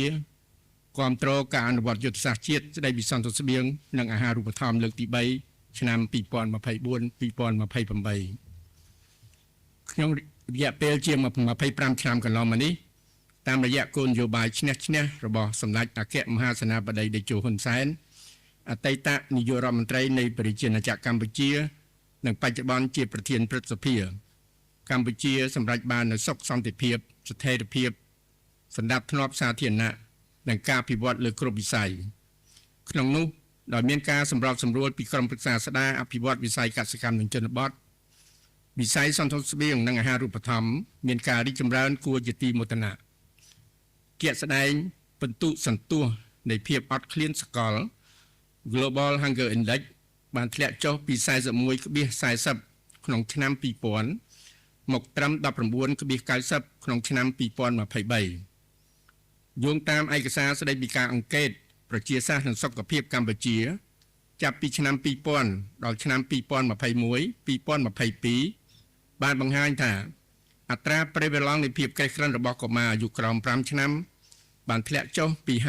50% មកត្រឹម 21.90% រីឯអត្រាស្គមស្គាំងបានធ្លាក់ចុះពី 17% បទទទួលបានសេវាអនាម័យជាពីនេះសមាមាត្រប្រជាពលរដ្ឋនៅតំបន់ជនបទទទួលបានសេវាអនាម័យជាមូលដ្ឋានសមាមាត្រប្រជាពលរដ្ឋនៅតំបន់ជនបទទទួលបានសេវាអនាម័យជាមូលដ្ឋានមានប្រជាពលរដ្ឋនៅតំបន់ជនបទទទួលបានសេវាអនាម័យជាមូលដ្ឋានមាន 86.60% និងសមាមាត្រប្រជាពលរដ្ឋនៅតំបន់ជនបទទទួលបានសេវាផ្គត់ផ្គង់ទឹកស្អាតជាមូលដ្ឋានមាន 83.50% នៅឆ្នាំ 2023 ក្នុងរយៈពេលដូចគ្នានេះអត្រាមិនគ្រប់ទម្ងន់របស់ស្ត្រីក្នុងវ័យបន្តពូជចន្លោះពី 15 ទៅ 49 ឆ្នាំក៏បានធ្លាក់ចុះពី 20.60% មកត្រឹម 10.55% ប៉ុន្តែអត្រាលើសទម្ងន់របស់ស្ត្រីវ័យក្មេងមានការកើនឡើងគួរឲ្យកត់សម្គាល់ពី7% ក្នុងឆ្នាំ2000ដល់ 32% ក្នុងឆ្នាំ2021-2022 ការផ្លាស់ប្ដូរនេះឆ្លុះបញ្ចាំងពីកំណើនសេដ្ឋកិច្ចដ៏គួរឲ្យកត់សម្គាល់របស់កម្ពុជានាពេលថ្មីៗនេះដែលបង្កឲ្យមានការប្រែប្រួលដ៏សម្បើមនៅក្នុងបរិស្ថានស្បៀងកំពុងបង្កើនលទ្ធភាពក្នុងការទទួលបាននិងការប្រើប្រាស់ប្រភេទអាហារនិងភេសជ្ជៈសម្បូរដោយជាតិខ្លាញ់អំបិលនិងជាតិស្ករខ្ពស់ដែលមិនល្អសម្រាប់សុខភាពក្នុងចំណោមប្រជាពលរដ្ឋពីគ្រប់មជ្ឈដ្ឋានវឌ្ឍនភាពទាំងនេះបង្ហាញនូវការខិតខំប្រឹងប្រែងរបស់រាជរដ្ឋាភិបាលកម្ពុជាគ្រប់នីតិកាលដែលតែងតែយកចិត្តទុកដាក់លើកកម្ពស់សុខភាពនិងសុខុមាលភាពរបស់ប្រជាពលរដ្ឋតាមរយៈការពង្រឹងប្រព័ន្ធស្បៀងប្រព័ន្ធសុខាភិបាលប្រព័ន្ធគាំពារសង្គមព្រមទាំងទឹកស្អាតនិងអនាម័យដើម្បីធានាបាននូវសន្តិសុខស្បៀងនិងអាហារូបត្ថម្ភជូនប្រជាពលរដ្ឋគ្រប់រូបដោយមិនទុកនរណាម្នាក់ចោលនោះឡើយរាជរដ្ឋាភិបាលនីតិកាលទី7នៃរដ្ឋសភាបន្តចាត់ទុកវិស័យសន្តិសុខស្បៀងនិងអាហារូបត្ថម្ភជាអាទិភាពគន្លឹះនិងជាមូលដ្ឋានគ្រឹះដ៏សំខាន់ក្នុងការរួមចំណែកលើកកម្ពស់ផលិតភាពការងារនិងអភិវឌ្ឍមូលធនមនុស្សក្នុងន័យនេះរាជរដ្ឋាភិបាលកម្ពុជាតាមរយៈក្រុមប្រឹក្សាស្ដារអភិវឌ្ឍវិស័យកសិកម្មនិងជនបទបានដាក់ចេញនូវយុទ្ធសាស្ត្រជាតិស្ដីពីសន្តិសុខស្បៀងនិងអាហារូបត្ថម្ភលើកទី3ឆ្នាំ2024-2028ដែលចក្ខុវិស័យធ្វើឲ្យប្រជាជនកម្ពុជាគ្រប់រូបទទួលបាននូវអាហារគ្រប់គ្រាន់ប្រកបដោយសុវត្ថិភាពនិងការការពារពីបញ្ហាអាហារូបត្ថម្ភគ្រប់ទម្រង់តាមរយៈការពង្រឹងប្រព័ន្ធស្បៀងឲ្យកាន់តែមានភាពធន់ចីរភាពបរិយាបន្ននិងសមធម៌ដើម្បីឲ្យប្រជាពលរដ្ឋទទួលបានអាហារូបត្ថម្ភល្អនិងសុខភាពល្អយុទ្ធសាស្ត្រនេះមានគោលបំណងលើកកម្ពស់របបអាហារសុខភាពតាមរយៈការផ្លាស់ប្ដូរឥរិយាបថបុគ្គលនិងសង្គមនិងរៀបចំបទបញ្ញត្តិបរិស្ថានស្បៀងដោយផ្ដោតលើគុណភាពសុវត្ថិភាពម្ហូបអាហារនិងលើកកម្ពស់លទ្ធភាពទទួលបានសេវាអាហារូបត្ថម្ភផ្សេងៗដើម្បីដោះស្រាយបន្ទុកធំៗទាំង3ទម្រង់នៃបញ្ហាអាហារូបត្ថម្ភរួមមានកង្វះអាហារូបត្ថម្ភកង្វះមីក្រូ4ទឹកស្អាតបនសុខាភិបាល3ប្រព័ន្ធគាំពារសង្គម4ទឹកស្អាតនិងអនាម័យ3ប្រព័ន្ធគាំពារសង្គម4ទឹកស្អាតនិងអនាម័យនិង3ប្រព័ន្ធគាំពារសង្គម4ទឹកស្អាតនិងអនាម័យនិង5ការផ្លាស់ប្ដូរឥរិយាបថនិងមានការចូលរួមដឹកនាំតាមវិស័យរួមមាន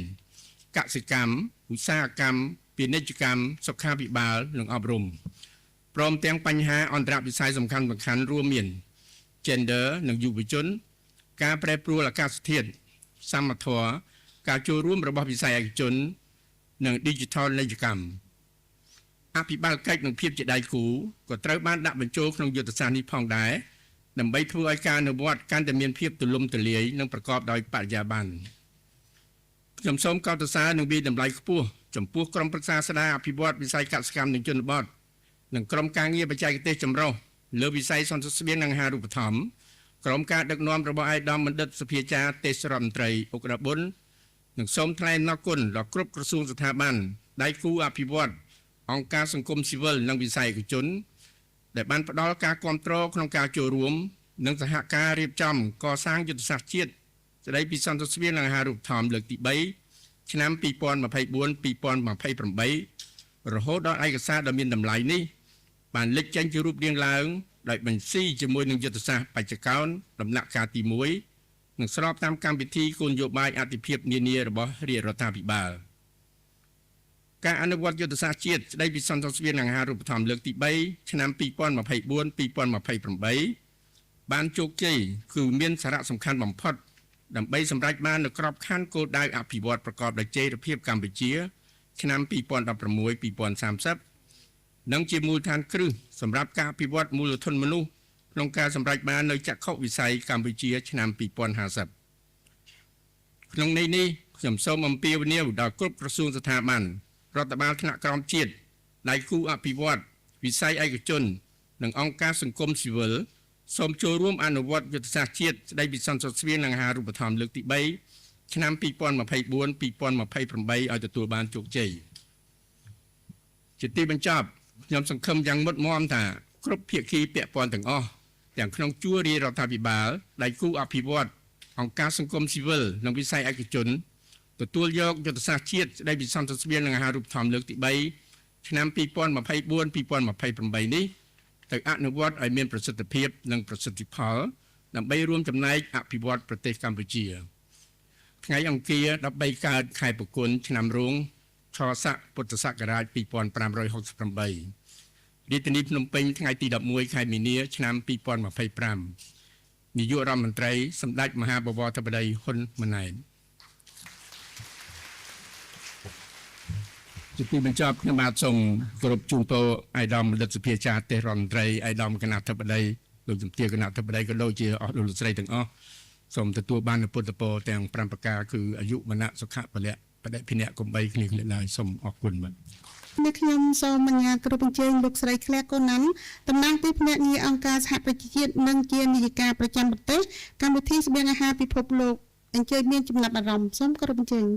Your Excellency Dr. Okrabon, Senior Minister and Chairman of the Council for Agriculture and Rural Development, Your Excellency Stefan Messermann, Ambassador of the Federal Republic of Germany, Excellencies, distinguished guests, ladies and gentlemen, students, a very good morning to all. On behalf of the United Nations agencies that make up the United Nations Nutrition Network,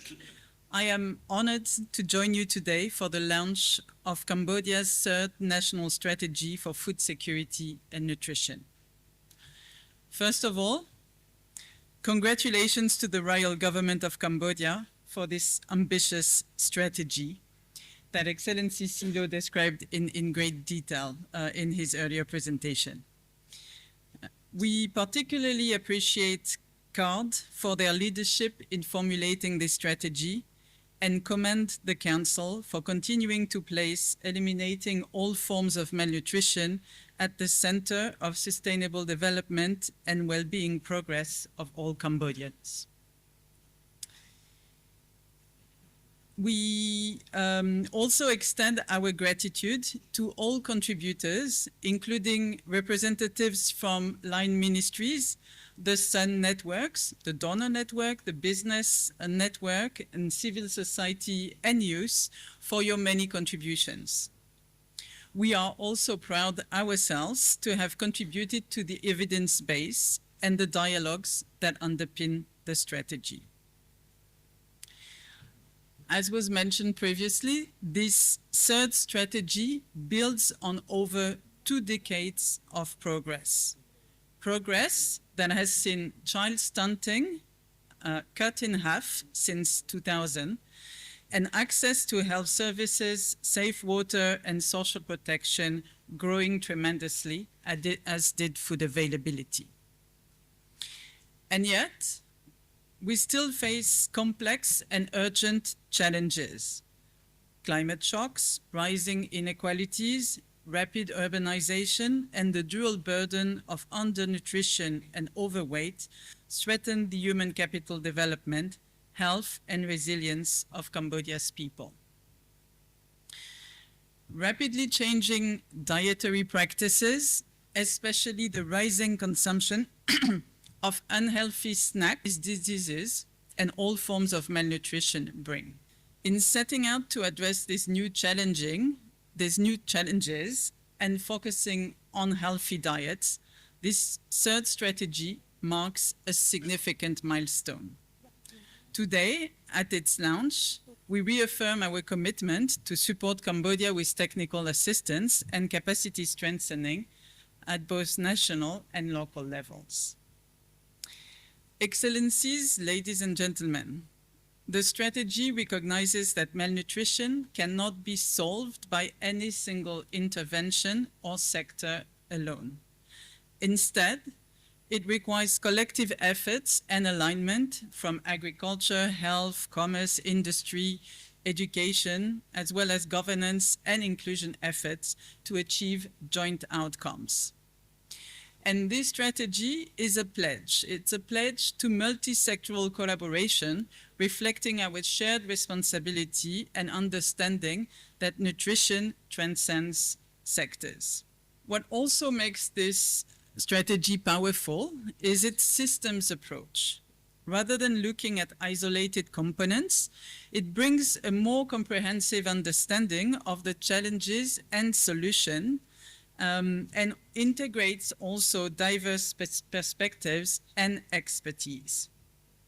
So the approach also emphasizes the interconnectedness and interdependence of these various systems. And these systems were listed earlier. We are talking about sustainable food systems that deliver diverse, safe, and nutritious diets for all.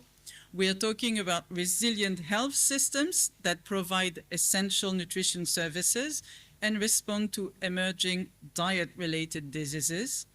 We're also talking about nutrition-sensitive social protection that safeguards food and nutrition in times of crisis. We're also referring to WASH systems that contribute directly to better health and nutrition outcomes. And finally, as was mentioned, social and behavioral change initiatives that empower families and communities to make informed and healthy choices. So the approach that is embedded in the strategy calls for actions to be initiated or scaled by actors across sectors. And this is what we're referring to as joint priorities. And this will ensure that the actions that we are taking in one area impacts positively in the other areas, and we limit the trade-offs between this. So we want to make sure that all of these initiatives work together to improve diet. A third national food security and nutrition strategy does not stand alone. It is aligned with other frameworks, and it amplifies them and is also a springboard for new initiatives. So the strategy is supported by the global momentum of the Sustainable Development Goals, and nationally, the Cambodia Sustainable Development Goals. The strategy is also aligned closely with Cambodia's recent Nutrition for Growth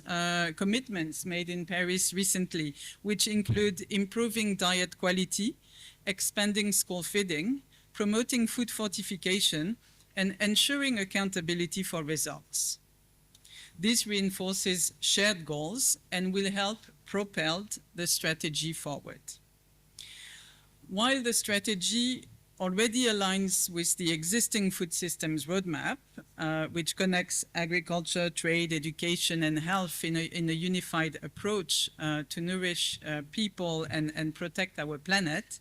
the current roadmap revision will also be inspired by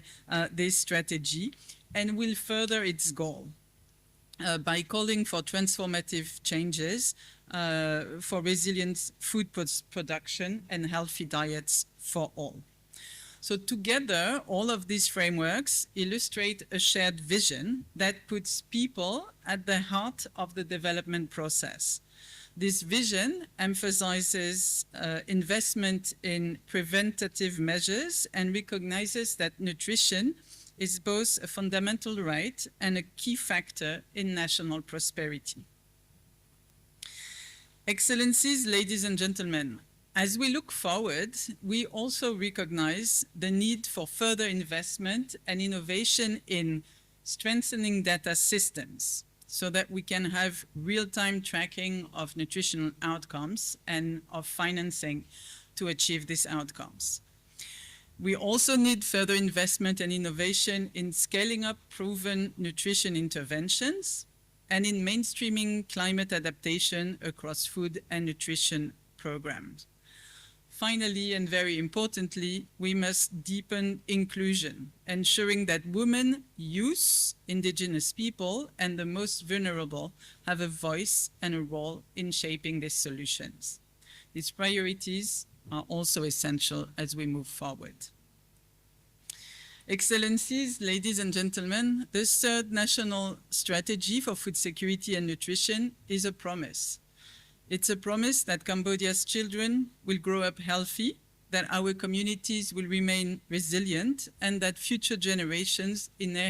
inherit a sustainable and equitable food system. Today, we launched this important strategy, and after Khmer New Year, we will roll up our sleeves and begin its implementation determination. The United Nations remains committed to supporting these efforts. Together, we can achieve this vision, and together, we can be part of its success. Thank you very much. សូមអរគុណដល់លោកស្រី Claire Conan នាយកប្រចាំប្រទេសនៃអង្គការ WFP នេះខ្ញុំសូមគោរពអញ្ជើញអាយដាម Stephen Messerer ឯកអគ្គរដ្ឋទូតនៃសាធារណរដ្ឋសហព័ន្ធអាល្លឺម៉ង់ប្រចាំកម្ពុជាមានចំណាប់អារម្មណ៍សូមគោរពអញ្ជើញ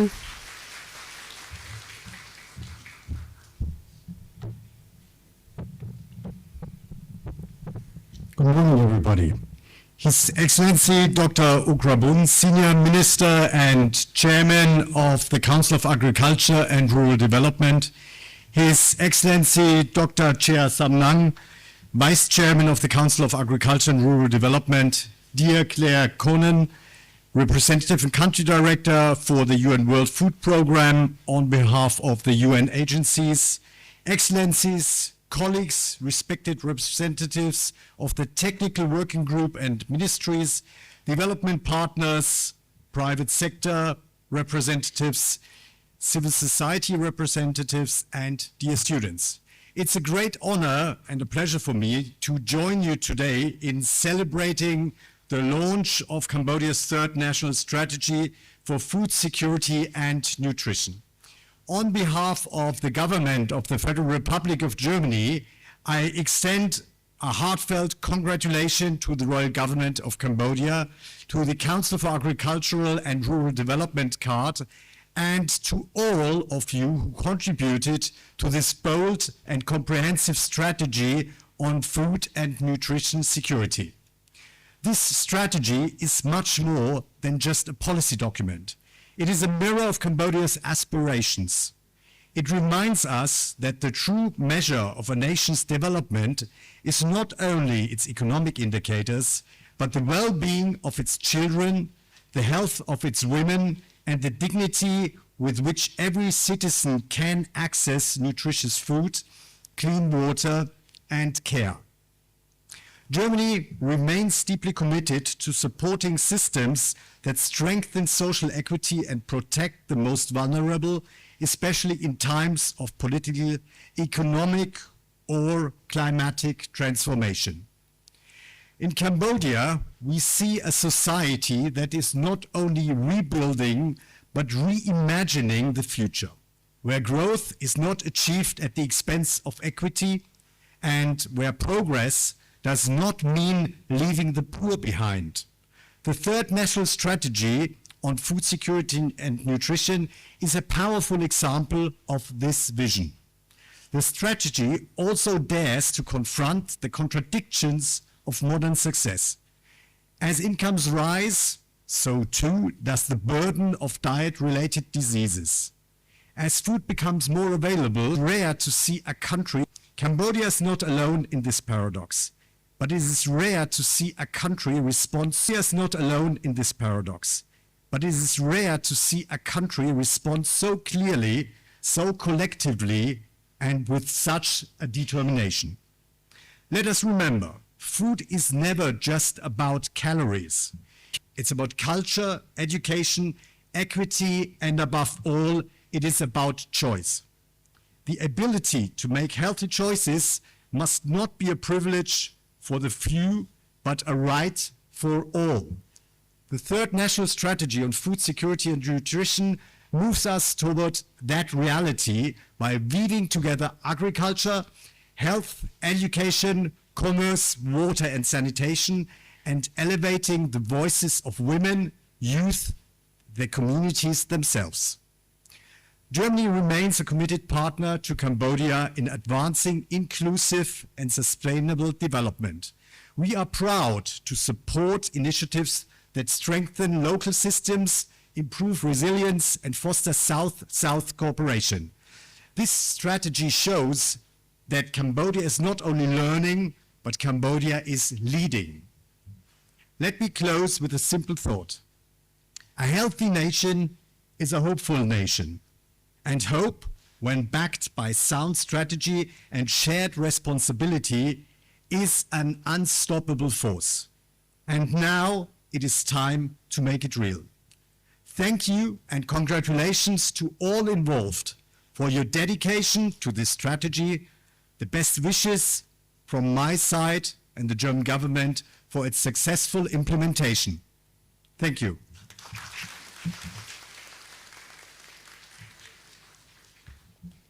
សូមអរគុណដល់អាយដាម Stephen ឯករដ្ឋទូតនៃសាធារណរដ្ឋសហព័ន្ធអាល្លឺម៉ង់ប្រចាំកម្ពុជាអាយដាមគណៈថ្នាក់ជាទីគោរពអាយដាមលោកជំទាវលោកស្រីនិងបងប្អូនជាទីមេត្រីអ្នកខ្ញុំមានកិត្តិយសសូមអនុញ្ញាតក្រុមជ័យអាយដាមបណ្ឌិតសភាចាអុករបុនទេសរដ្ឋមន្ត្រីប្រធានក្រុមប្រឹក្សាស្ដារអភិវឌ្ឍវិស័យកសិកម្មជនបទនិងជាប្រធានគណៈកម្មាធិការជាតិជំរុញចលនាភូមិផលិតផលមួយអញ្ជើញថ្លែងសន្ទរកថាសូមគោរពអញ្ជើញ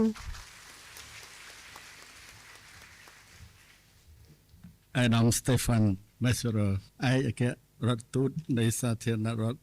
សហព័ន្ធអាល្លឺម៉ង់ប្រចាំនៅកម្ពុជាលោកស្រី Claire Conan តំណាងនិងជានាយិកានៃកម្មវិធីស្បៀងអាហារពិភពលោកប្រចាំប្រទេសកម្ពុជាគណៈអធិបតីជាទីគោរព អាដាមលោកជំទាវលោកស្រីអនលោកអូនប្អូនយុវជនយុវនារីជាទីគោរពថ្ងៃនេះក្នុងនាម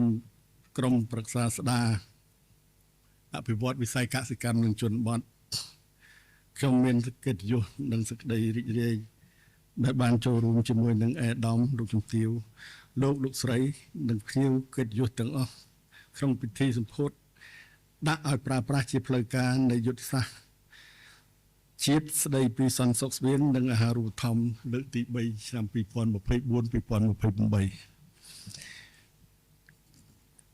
ខ្ញុំសូមយកឱកាសនេះដើម្បីថ្លែងអំណរគុណជ្រាលជ្រៅជូនចំពោះអាយដាមលោកជំទាវលោកស្រីបងប្អូននិស្សិតដែលបានឆ្លៀតពេលដ៏មមាញឹកអញ្ជើញមកចូលរួមក្នុងពិធីសម្ពោធដាក់ឲ្យប្រើប្រាស់នៅយុទ្ធសាស្ត្រជាតិ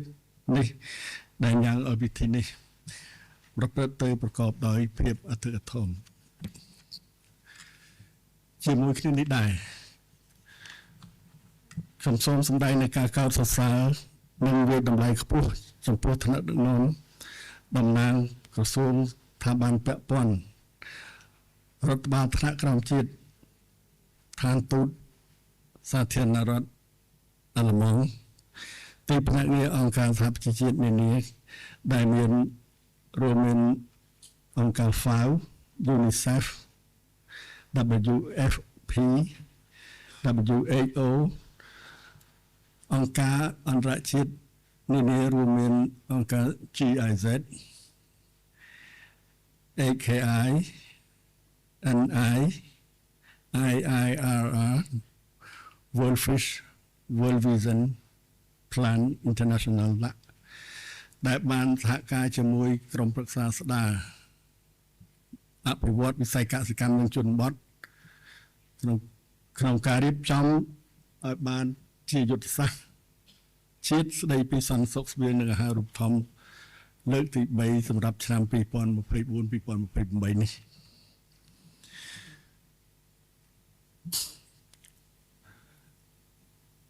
យុទ្ធសាស្ត្រជាតិនេះជាយុទ្ធសាស្ត្រលើកទី3ខ្ញុំសូមឆ្លៀតឱកាសនេះជម្រាបជូនថានៅឆ្នាំ2016រដ្ឋាភិបាលបានធ្វើកម្មវិធីរួមហៅថា Joint Program ជាមួយនឹងអង្គការសហប្រជាជាតិដើម្បីលុបបំបាត់ការអត់ឃ្លាននៅកម្ពុជាដែលស្របទៅនឹងគោលដៅទី2នៃគោលដៅអភិវឌ្ឍប្រកបដោយចីរភាព2016-2030ផ្អែកលើកម្មវិធីរួមរវាងរដ្ឋាភិបាលនិងអង្គការសហប្រជាជាតិដៃគូអភិវឌ្ឍផងយើងបានរៀបឲ្យមានដៃគូអភិវឌ្ឍផងយើងបានរៀបចំ ពីដៃគូអភិវឌ្ឍផងយើងបានរៀបចំឲ្យមានជាកម្មវិធីសម្រាប់អនុវត្តដែលដំបូងយុទ្ធសាស្ត្រជាតិទី1គឺពីឆ្នាំ2014ដល់ឆ្នាំ2018ហើយយុទ្ធសាស្ត្រជាតិទី2ពីឆ្នាំ2019ដល់2023ឥឡូវនេះយើងធ្វើយុទ្ធសាស្ត្រទី3គឺ2024ទៅ2023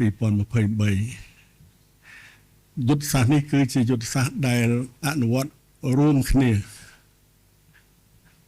រវាងរាជរដ្ឋាភិបាលនិងអង្គការសហប្រជាជាតិដៃគូអភិវឌ្ឍនិងអង្គការមិនរដ្ឋាភិបាលសង្គមស៊ីវិលនានាព្រមទាំងវិស័យឯកជនផងការជួបជុំគ្នាថ្ងៃនេះមិនត្រឹមតែជាសក្ខីភាពបញ្ជាក់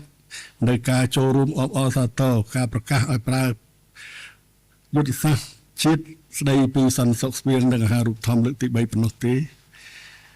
តែជាការលើកទឹកចិត្តដល់ក្រុមប្រឹក្សាស្ដារអភិវឌ្ឍវិស័យកសិកម្មនិងជនបទបន្តបំពេញតួនាទីភារកិច្ចនិងបេសកកម្មរបស់ខ្លួនក្នុងការដឹកនាំសម្របសម្រួលការងារស្បៀងអាហារនិងសន្តិសុខស្បៀងនិងអាហារូបត្ថម្ភដើម្បីឆ្ពោះទៅសម្រេចឲ្យបាននៅក្របខ័ណ្ឌគោលដៅអភិវឌ្ឍប្រកបដោយចីរភាពកម្ពុជាឆ្នាំ2016-2030ដោយដែលលោកស្រី Claire Conan តំណាងនៃអង្គការស្បៀងអាហារពិភពលោកបានជម្រាបជូនមិញហើយថាស្ថាប័ននៃក្រមប្រឹក្សាស្ដារអភិវឌ្ឍវិស័យកសិកម្មជនបទជាស្ថាប័នសម្របសម្រួលខ្ញុំសូមអរគុណចំពោះការចាប់អារម្មណ៍និងការវិតម្លៃរបស់លោកស្រីកូណាន់ចំពោះក្រសួងទៅតាមវិស័យនានាដែលពាក់ព័ន្ធទាំងសន្តិសុខស្បៀងនិងអាហារូបត្ថម្ភហើយដែលបានធ្វើការងារស្នូលរបស់ខ្លួនដើម្បីឲ្យសម្រេចបាននៅគោលដៅទី2នៃគោលដៅអភិវឌ្ឍប្រកបដោយចីរភាពរបស់អង្គការសហប្រជាជាតិនិងរបស់កម្ពុជាយើងដឹងហើយគោលដៅរបស់អង្គការសហប្រជាជាតិមាន17នៅក្នុងនោះគោលដៅទី2គឺ Zero Hunger ឬគ្មានការអត់ឃ្លានទេឯគោលដៅអភិវឌ្ឍប្រកបដោយចីរភាពរបស់កម្ពុជាយើងគឺធ្វើដូចគ្នា17ចំណុចលើសមួយចំណុចទៀតគឺការងារនៃដោះមីននិងយុទ្ធភ័ណ្ឌមិនទាន់ផ្ទុះគឺផ្ទុះតែមានការចូលរួមពីជនបទធ្វើតែមានការចូលរួមពីដៃគូពិសេសគឺពីតំណាងអង្គការសហប្រជាជាតិដែលនៅទីនេះមានតំណាងអង្គការសហប្រជាជាតិប្រចាំកម្ពុជានិងភ្នាក់ងារទាំង4ទាំង5ដែលខ្ញុំជម្រាបមិញមាន UNICEF មាន FAO មាន World Food Program មាន World Health Organization ជាដើមហើយនឹងស្ថាប័នជាដៃគូអភិវឌ្ឍមានសកម្មជាគេគឺឋានទូតអាល្លឺម៉ង់រដ្ឋាភិបាលនៃសាធារណរដ្ឋសហព័ន្ធអាល្លឺម៉ង់ឋានទូតអាល្លឺម៉ង់តាមរយៈអង្គការ GIZ ហើយនឹងឋានទូតផ្ទាល់ដែលលោកបានចូលរួមក្នុងការងាររបស់ក្រសួងពាក់ព័ន្ធផងហើយការងាររបស់ក្រមប្រឹក្សាស្ដារនិងអភិវឌ្ឍវិស័យកសិកម្មនិងជនបទនេះផងឈរលើស្មារតីនេះរាជរដ្ឋាភិបាលកម្ពុជាក្រោមការដឹកនាំប្រកបដោយគតិបណ្ឌិតនិងស្វាហាប់របស់សម្ដេចមហាបវរធិបតីហ៊ុនម៉ាណែតនាយករដ្ឋមន្ត្រីនៃប្រជាណាចក្រកម្ពុជាបានដាក់ចេញនូវយុទ្ធសាស្ត្របញ្ចកលដំណាក់កាលទី1គឺដើម្បីកំណើនការងារសមត្ថភាពប្រសិទ្ធភាពនិងចីរភាពដោយបន្តយកមនុស្សជាអធិភាពចម្បងក្នុងនោះបញ្ចកលទី1ផ្ដោតសំខាន់ទៅលើការអភិវឌ្ឍធនធានមនុស្សដែលគិតគូរ ទៅលើការលើកកម្ពស់សុខភាព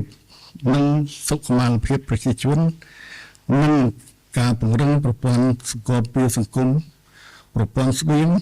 ផ្ដល់នូវសន្តិសុខស្បៀងនិងអាហារូបត្ថម្ភសម្រាប់ប្រជាជនគ្រប់រូបចំណែកបញ្ញកោទី4ស្ដីពីការអភិវឌ្ឍប្រកបដោយភាពធន់ចីរភាពនិងបរិយាបន្នបានផ្ដោតសំខាន់លើការលើកកម្ពស់សន្តិភាព gender ការធានានូវចីរភាពនៃបរិស្ថានការគ្រប់គ្រងធនធានធម្មជាតិនិងការអភិវឌ្ឍកសិកម្មនិងជនបទសម្ដៅពង្រឹងបន្ថែមទូនាទីនិងការអភិវឌ្ឍវិស័យកសិកម្មឲ្យកាន់តែមានភាពទំនើបសម្បូរបែបនិងមានភាពធន់ដែលគ្រប់គ្រងដល់ការអភិវឌ្ឍជនបទសម្ដៅធានាបាននូវសន្តិសុខស្បៀងសុវត្ថិភាពអាហារូបត្ថម្ភជំរុញការប្រកួតប្រជែងនិងលើកកម្ពស់ជីវភាពរស់នៅរបស់ប្រជាពលរដ្ឋដោយក្នុងសារលិខិតរបស់សម្ដេចមហាបវរធិបតីហ៊ុនម៉ាណែតនាយករដ្ឋមន្ត្រីថ្លែងគាំទ្រនៅការអនុវត្តយុទ្ធសាស្ត្រជាតិស្តីពីសន្តិសុខស្បៀងនិងអាហារូបត្ថម្ភលើកទី3ឆ្នាំ2024-2028ដែលអានដោយអាដាមជាសំណាងអនុប្រធាននៃក្រមប្រឹក្សាអភិវឌ្ឍស្ដារនិងអភិវឌ្ឍវិស័យកសិកម្មនិងជនបទបានបញ្ជាក់ហើយថាទីភាពកលឹះនិងជាមូលដ្ឋានគ្រឹះដ៏សំខាន់ក្នុងការរួមចំណែកលើកកម្ពស់ផលិតភាពការងារនិងអភិវឌ្ឍមូលធនមនុស្សក្នុងន័យនេះរាជរដ្ឋាភិបាលកម្ពុជាតាមរយៈក្រុមប្រឹក្សាស្ដារអភិវឌ្ឍវិស័យកសិកម្មនិងជនបទបានដាក់ចេញនូវយុទ្ធសាស្ត្រជាតិស្ដីពីសន្តិសុខស្បៀងនិងអាហារូបត្ថម្ភលើកទី3ឆ្នាំ2024-2028ដែលមានចក្ខុវិស័យធ្វើឲ្យប្រជាជនកម្ពុជាគ្រប់រូបទទួលបាននូវអាហារូបត្ថម្ភគ្រប់គ្រាន់ប្រកបដោយសុវត្ថិភាពនិងការពារពីបញ្ហាអាហារូបត្ថម្ភគ្រប់ទម្រង់តាមរយៈការពង្រឹងប្រព័ន្ធស្បៀងឲ្យកាន់តែមានភាពធន់ចីរភាពបរិយាបន្ននិងសមធម៌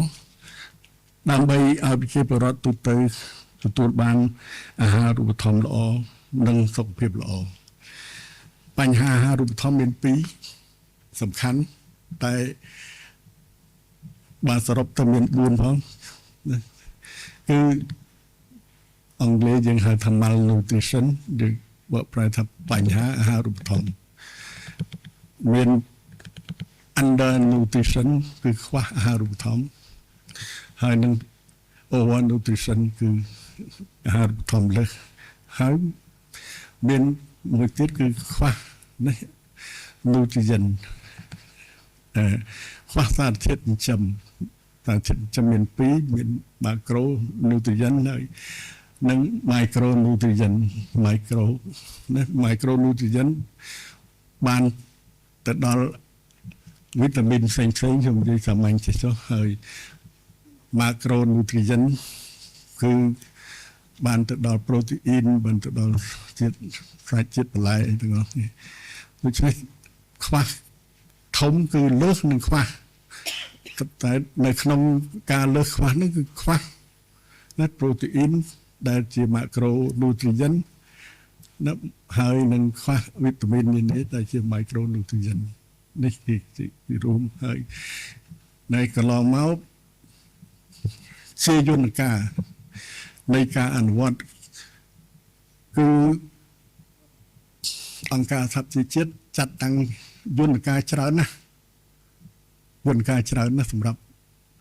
អនុវត្តដោយឡែកទៅលើការលុបបំបាត់គ្រោះអត់ឃ្លានឲ្យមិនទៅដល់0 hunger នៅឆ្នាំ2030យន្តការទាំងអស់នោះសិតតែមានការពាក់ព័ន្ធទៅដល់ប្រទេសទាំងឡាយដែលពិសេសជាសមាជិកអង្គការសហប្រជាជាតិហើយប្រទេសយើង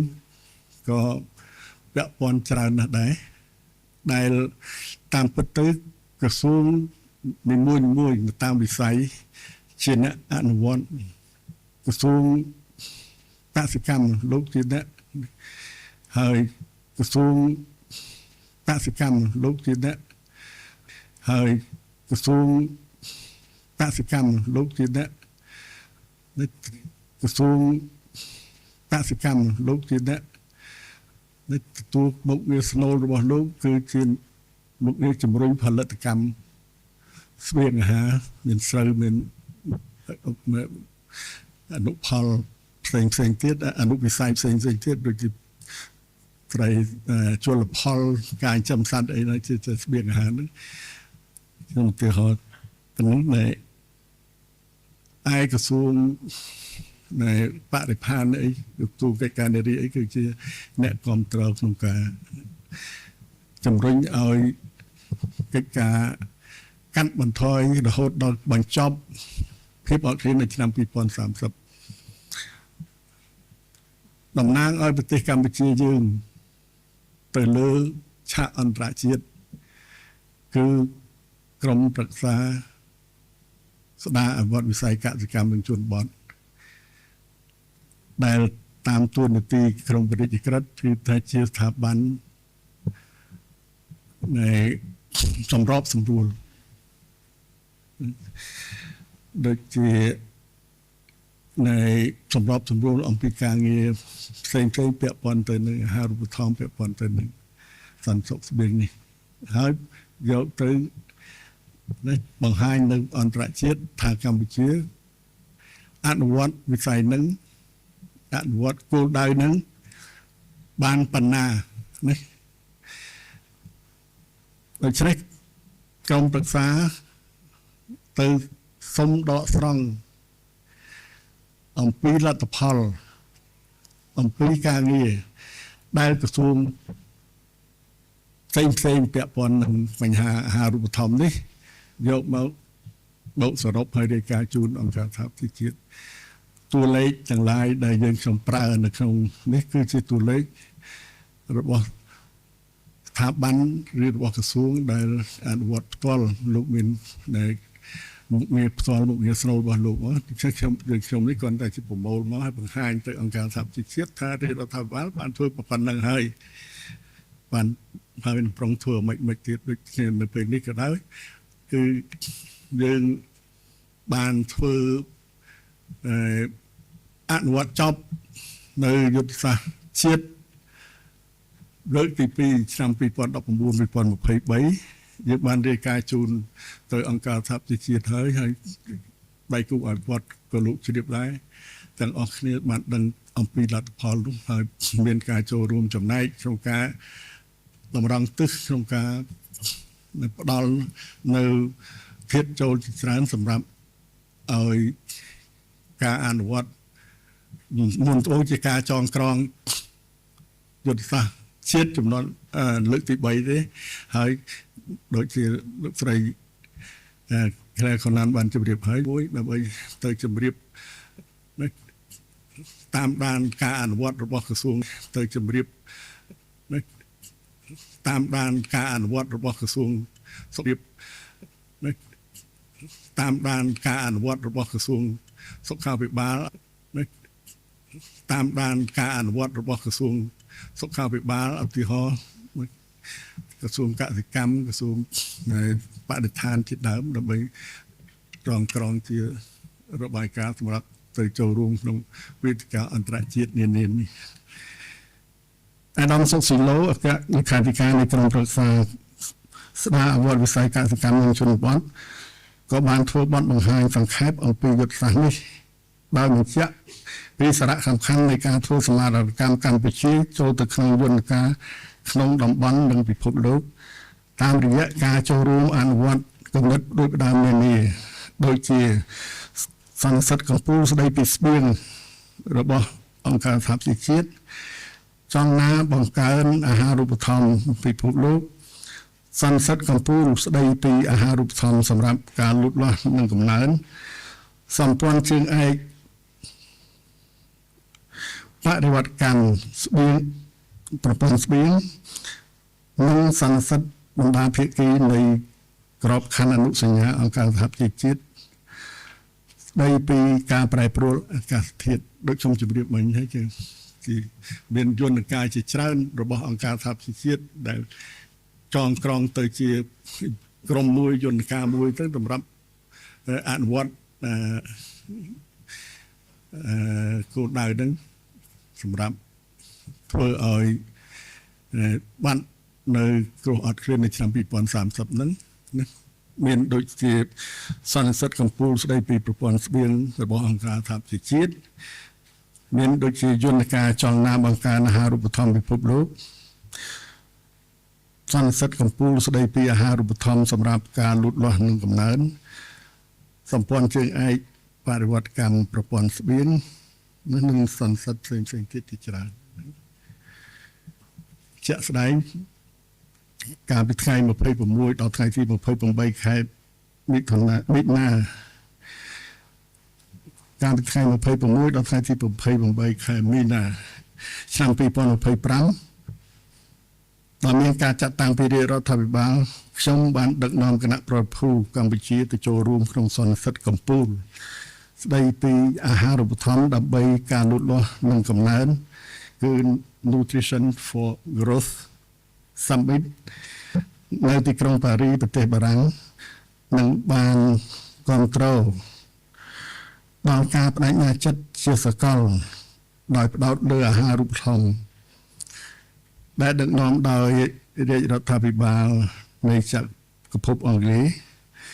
និងមានការសម្របសម្រួលពីលោកស្រីអាហ្វសានខាន់ឧបការីអគ្គលេខាធិការអង្គការសហប្រជាជាតិនិងជាអ្នកសម្របសម្រួល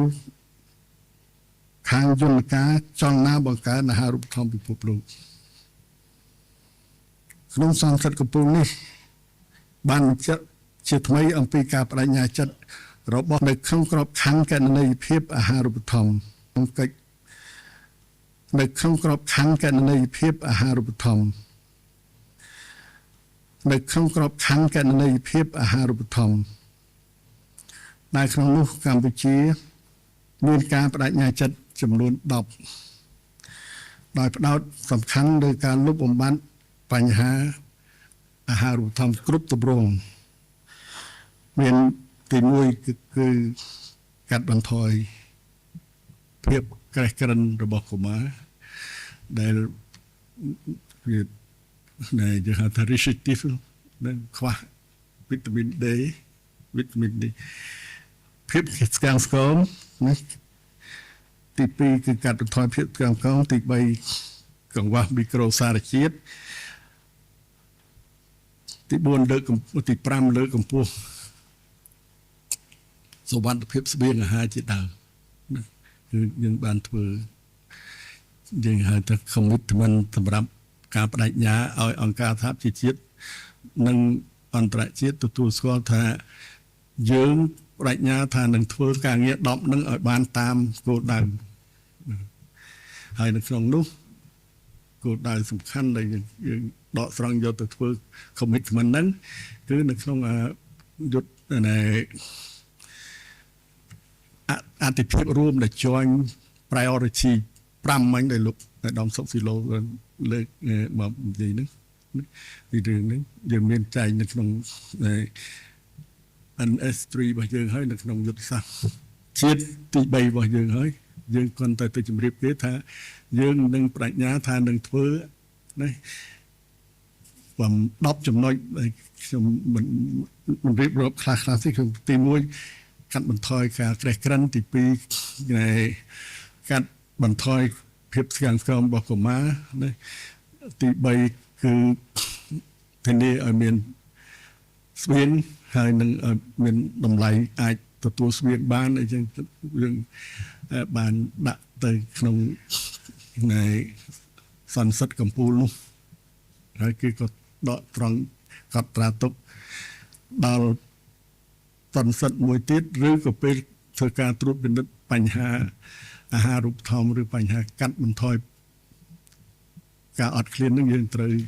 រាយការណ៍ជូនពីលទ្ធផលដែលយើងសម្រេចបានវិញដោយផ្ដែកលើវឌ្ឍនភាពជាតិដ៏រឹងមាំកម្ពុជាមានការបដិញ្ញាចិត្តធ្វើបរិវត្តកម្មប្រព័ន្ធស្បៀងប្រព័ន្ធសុខាភិបាលនិងប្រព័ន្ធគាំពារសង្គមព្រមទាំងទឹកស្អាតនិងអនាម័យដើម្បីធានាថាប្រជាពលរដ្ឋគ្រប់រូបទទួលបានអាហារ ដែលមានសារជាតិចិញ្ចឹមគ្រប់គ្រាន់ប្រកបដោយសុវត្ថិភាពមានតម្លៃសមរម្យនិងប្រកបដោយនិរន្តរភាពរាជរដ្ឋាភិបាលនឹងពង្រឹងសេវាអាហារូបត្ថម្ភសេវាសុខាភិបាលពង្រីកជំនួយសង្គមដល់ស្ត្រីនិងកុមារដែលងាយរងគ្រោះព្រមជាមួយនេះនឹងព្រមជាមួយនេះនឹងព្រមជាមួយនឹងការនឹងព្រមជាមួយនឹងការខិតខំប្រឹងប្រែងខាងលើក្រុមប្រឹក្សាស្ដារអភិវឌ្ឍវិស័យកសិកម្មនិងជនបទក៏បានសហការជាមួយនឹងក្រសួងពាក់ព័ន្ធនានាផ្ដោតលើការពង្រឹងការបញ្ចូលមីក្រូសារជាតិទៅក្នុងចំណីអាហាររួមមានទៅក្នុងអង្ករទៅក្នុងទឹកត្រីទឹកស៊ីអ៊ីវទៅក្នុងអំបិលនិងការលើកកម្ពស់សុវត្ថិភាពចំណីអាហារយើងធ្វើនេះជាមួយក្រសួងជំនាញដូចក្នុងបទបង្ហាញបាទធានាសន្តិសុខស្បៀងយើងមានណាផលិតកម្មស្បៀងគ្រប់គ្រាន់ហើយបើនិយាយពីរឿងអង្គសល់ផលអាចនាំចេញទៅផងក៏ប៉ុន្តែទោះជាយ៉ាងនេះក៏ដោយរាជរដ្ឋាភិបាលមានណាในសន្តិសុខស្បៀងមាននេះស្បៀងហៅថាក្រុមហ៊ុនស្បៀងនៅក្រសួងពាណិជ្ជកម្មបាទមានមួយនេះក៏មានបំរុងទៀតដែរហើយជាមួយនឹងក្រសួងផែនការយើងបានយកចិត្តទុកដាក់ធ្វើការបញ្ចូលឲ្យមានអំបិលជាតិយ៉ូតណាឲ្យមានប្រូតេអ៊ីននៅក្នុងទឹកត្រីអីណាការងារនេះយើងធ្វើហាក់ដូចជាវាមិនមែនចេញទៅជាការងារជំនាញតែម្ដងទេតែជាការងារនេះបន្តតែរួមចំណែកដល់ការងារអាហារូបត្ថម្ភការលុបបំបាត់អាហារូបត្ថម្ភនេះហើយដែលរាជរដ្ឋាភិបាលយើងបានធ្វើជាហោហែមកនៃឥឡូវនេះយើងបានទទួលស្គាល់និងលើកទឹកចិត្តជាច្រើនពីអង្គការអន្តរជាតិពីអង្គការសហជាតិផ្ទាល់ពីជាពិសេសពីស្ថានទូតអាល្លឺម៉ង់ដែលសាធារណរដ្ឋអាល្លឺម៉ង់គឺក៏បានយកចិត្តទុកដាក់ណាស់ដែរហើយក្នុងស្ថានទូតអាល្លឺម៉ង់នេះមាននៅខាងអាល្លឺម៉ង់មានអង្គការ GIZ ជាតំណាងខាងភាគីអាល្លឺម៉ង់បានមកចូលរួមហើយនៅក្នុងអង្គការសហប្រជាជាតិមាន WFP World Food Program មានលោកស្រី Claire Conan ដូចជួយពិសេសទៅលើការផ្គត់ផ្គង់អាហារដល់កុមារ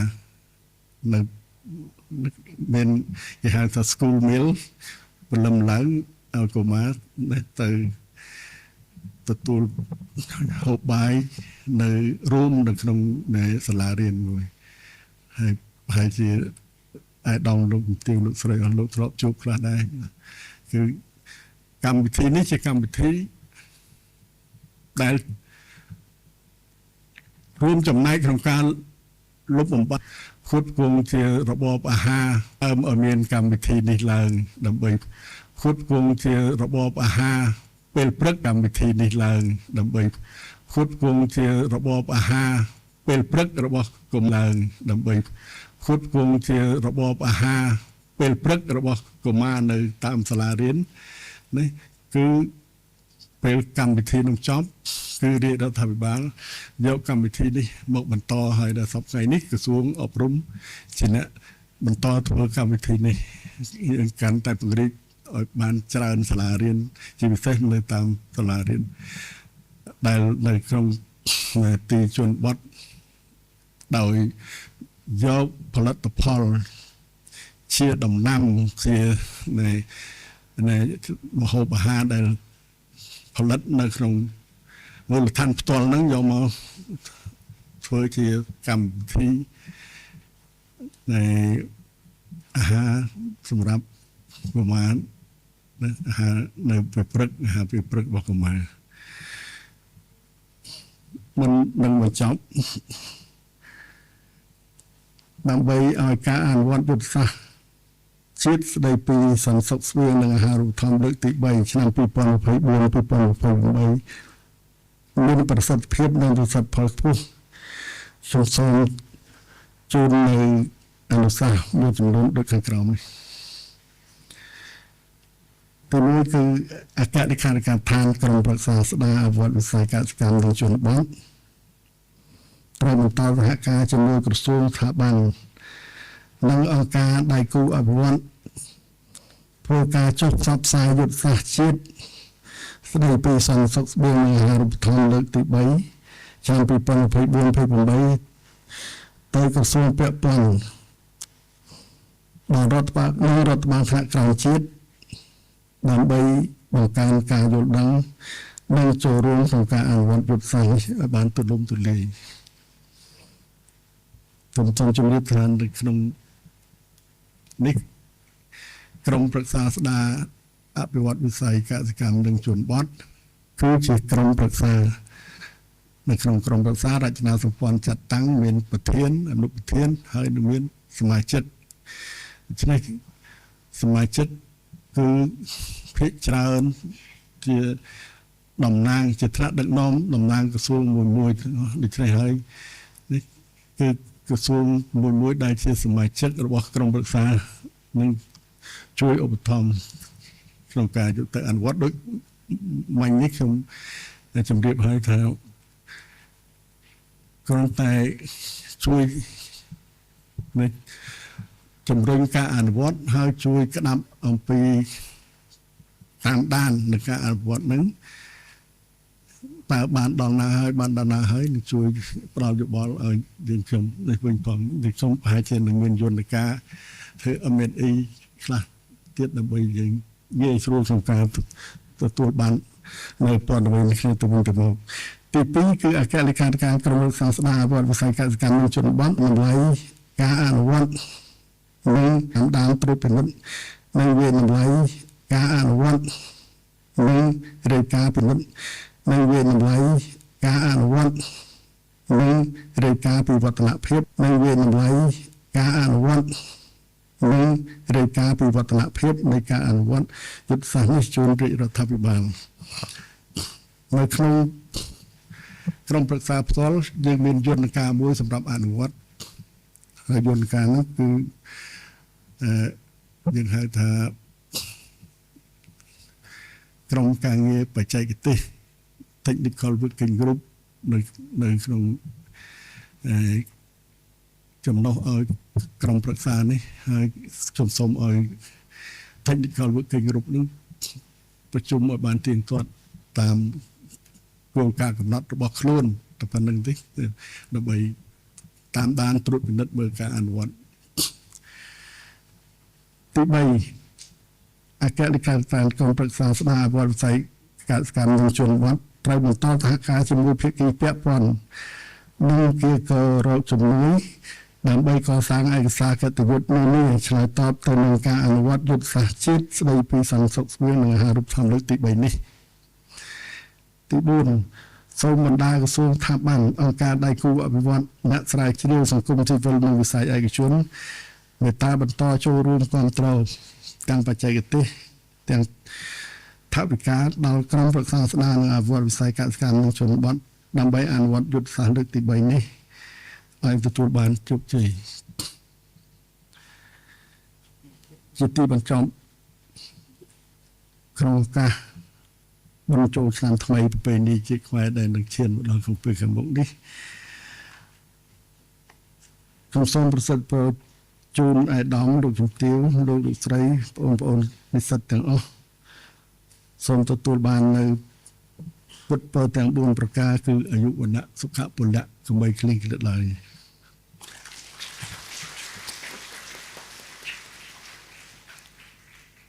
ខ្ញុំសូមប្រកាសដាក់ឲ្យប្រើប្រាស់ជាផ្លូវការ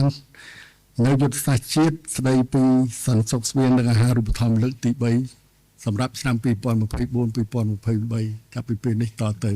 ខ្ញុំសូមអរគុណ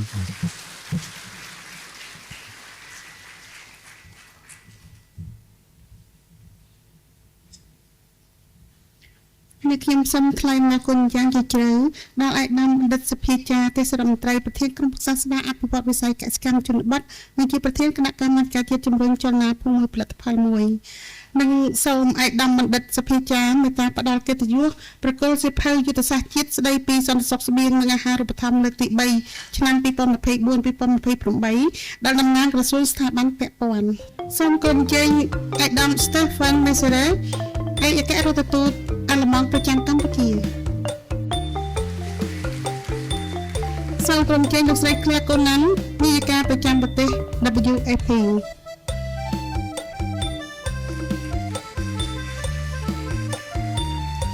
សូមគោរពអញ្ជើញលោក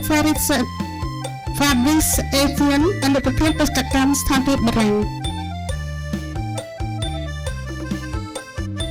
សូមគោរពអញ្ជើញលោក Matt Tyree អនុប្រធានបេសកកម្មស្ថានទូតអង់គ្លេស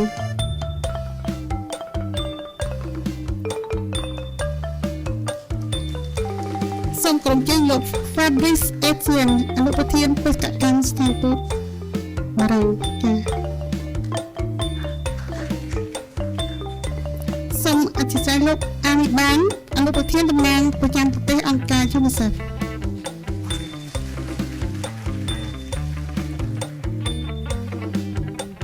លោក Indra Sal តំណាងអង្គការ FAO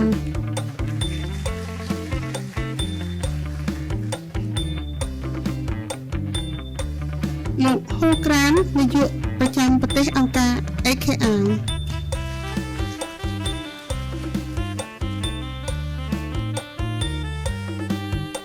ឯកឧត្តមអ៊ុតសំអនរដ្ឋលេខាធិការក្រសួងមហាផ្ទៃ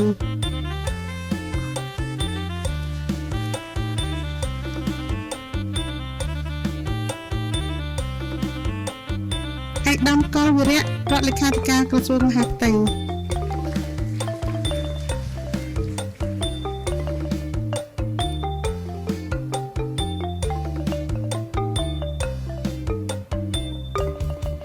ឧត្តមប៊ិនប៊ុនឆាតរដ្ឋលេខាធិការទីស្តីការគណៈរដ្ឋមន្ត្រី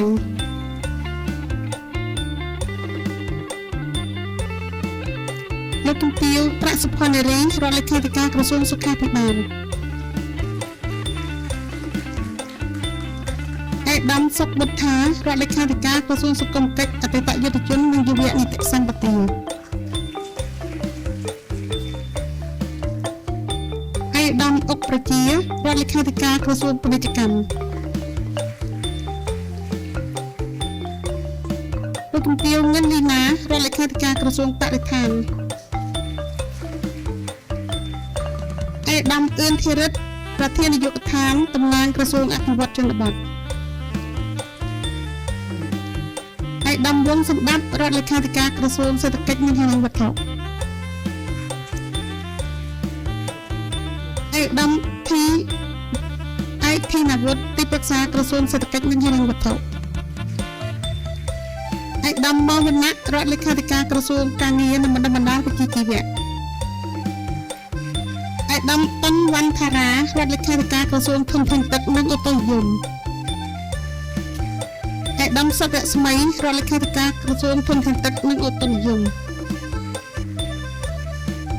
ឯកឧត្តមហ៊ានវ៉ាន់ហនរដ្ឋលេខាធិការក្រសួងកសិកម្មរុក្ខាប្រមាញ់និងនេសាទឯកឧត្តមសុខនប្រតិគុណរដ្ឋលេខាធិការក្រសួងទីចំដែនដីនគររូបនីយកម្មនិងសំណង់ឯកឧត្តមនងសកលអនុរដ្ឋលេខាធិការក្រសួងការបរទេសនិងសហប្រតិបត្តិការអន្តរជាតិឯកឧត្តមលឿងកាយសិលាអនុរដ្ឋលេខាធិការក្រសួងរាយនិងធម្មពលលោកសិនចន្ទថានាយករងវិទ្យាស្ថានជាតិទេសចរតំណាងក្រសួងទេសចរលោកស្រីបេណាវិជ្ជការអភិបាលរងរាជធានីភ្នំពេញលោកអឹងកំលៀងអភិបាលរងខេត្តសៀមរាបសូមអញ្ជើញតំណាងខេត្តព្រះវិហារសូមអញ្ជើញតំណាងខេត្តឧត្តរមានជ័យសូមអញ្ជើញឧត្តមសេនីយ៍ឯកជាសវណ្ណទុំនាយរងសេនាធិការចម្រុះក្រសួងការពារជាតិសូមអញ្ជើញឯកឧត្តមហេងនិមលអ គ្គនាយករងសភាពាណិជ្ជកម្ម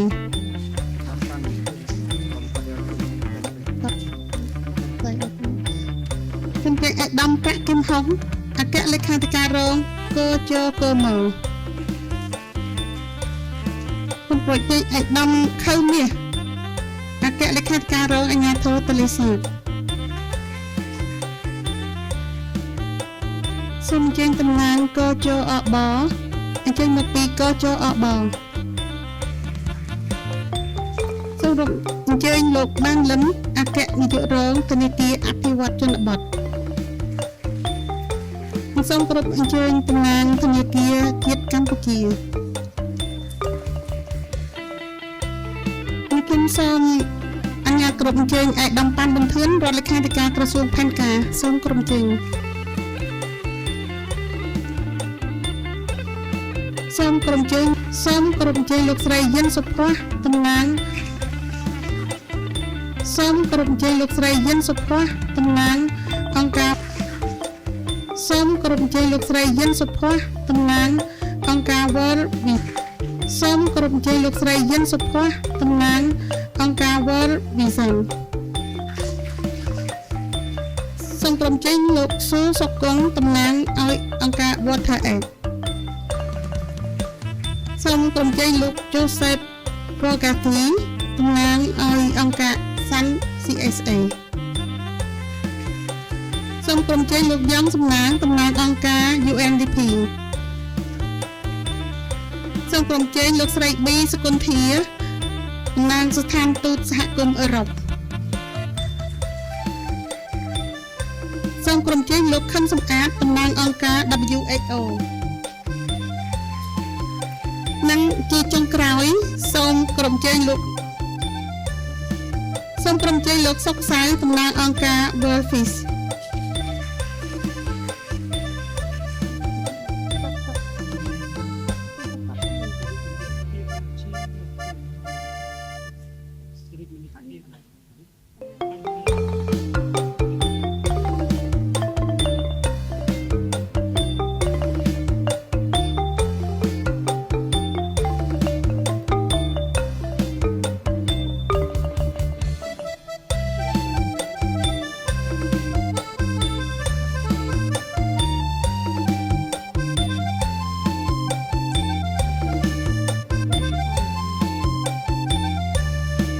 សូមអញ្ជើញ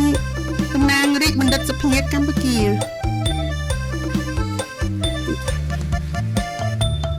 និងចុងក្រោយសូមអញ្ជើញតំណាងអង្គការ IDE សូមគោរពអញ្ជើញ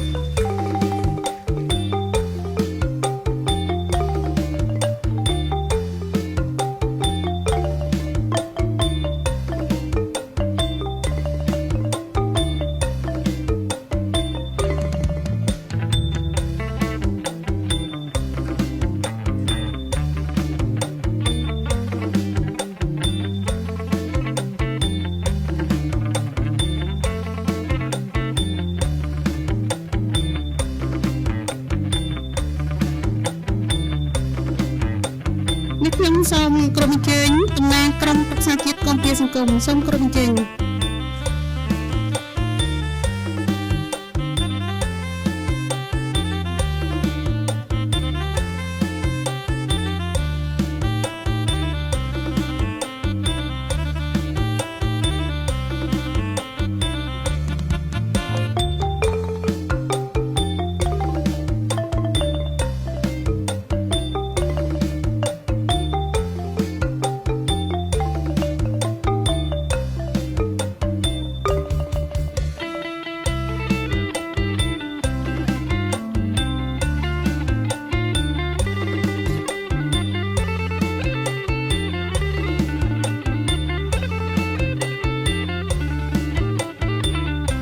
បន្តនេះខ្ញុំសូមអនុញ្ញាតឯកឧត្តមគណៈធិបតីមេត្តាផ្ដល់កិត្តិយសថតរូបចាសសូមគោរពអញ្ជើញសូមអរគុណសូមអបអរសាទរ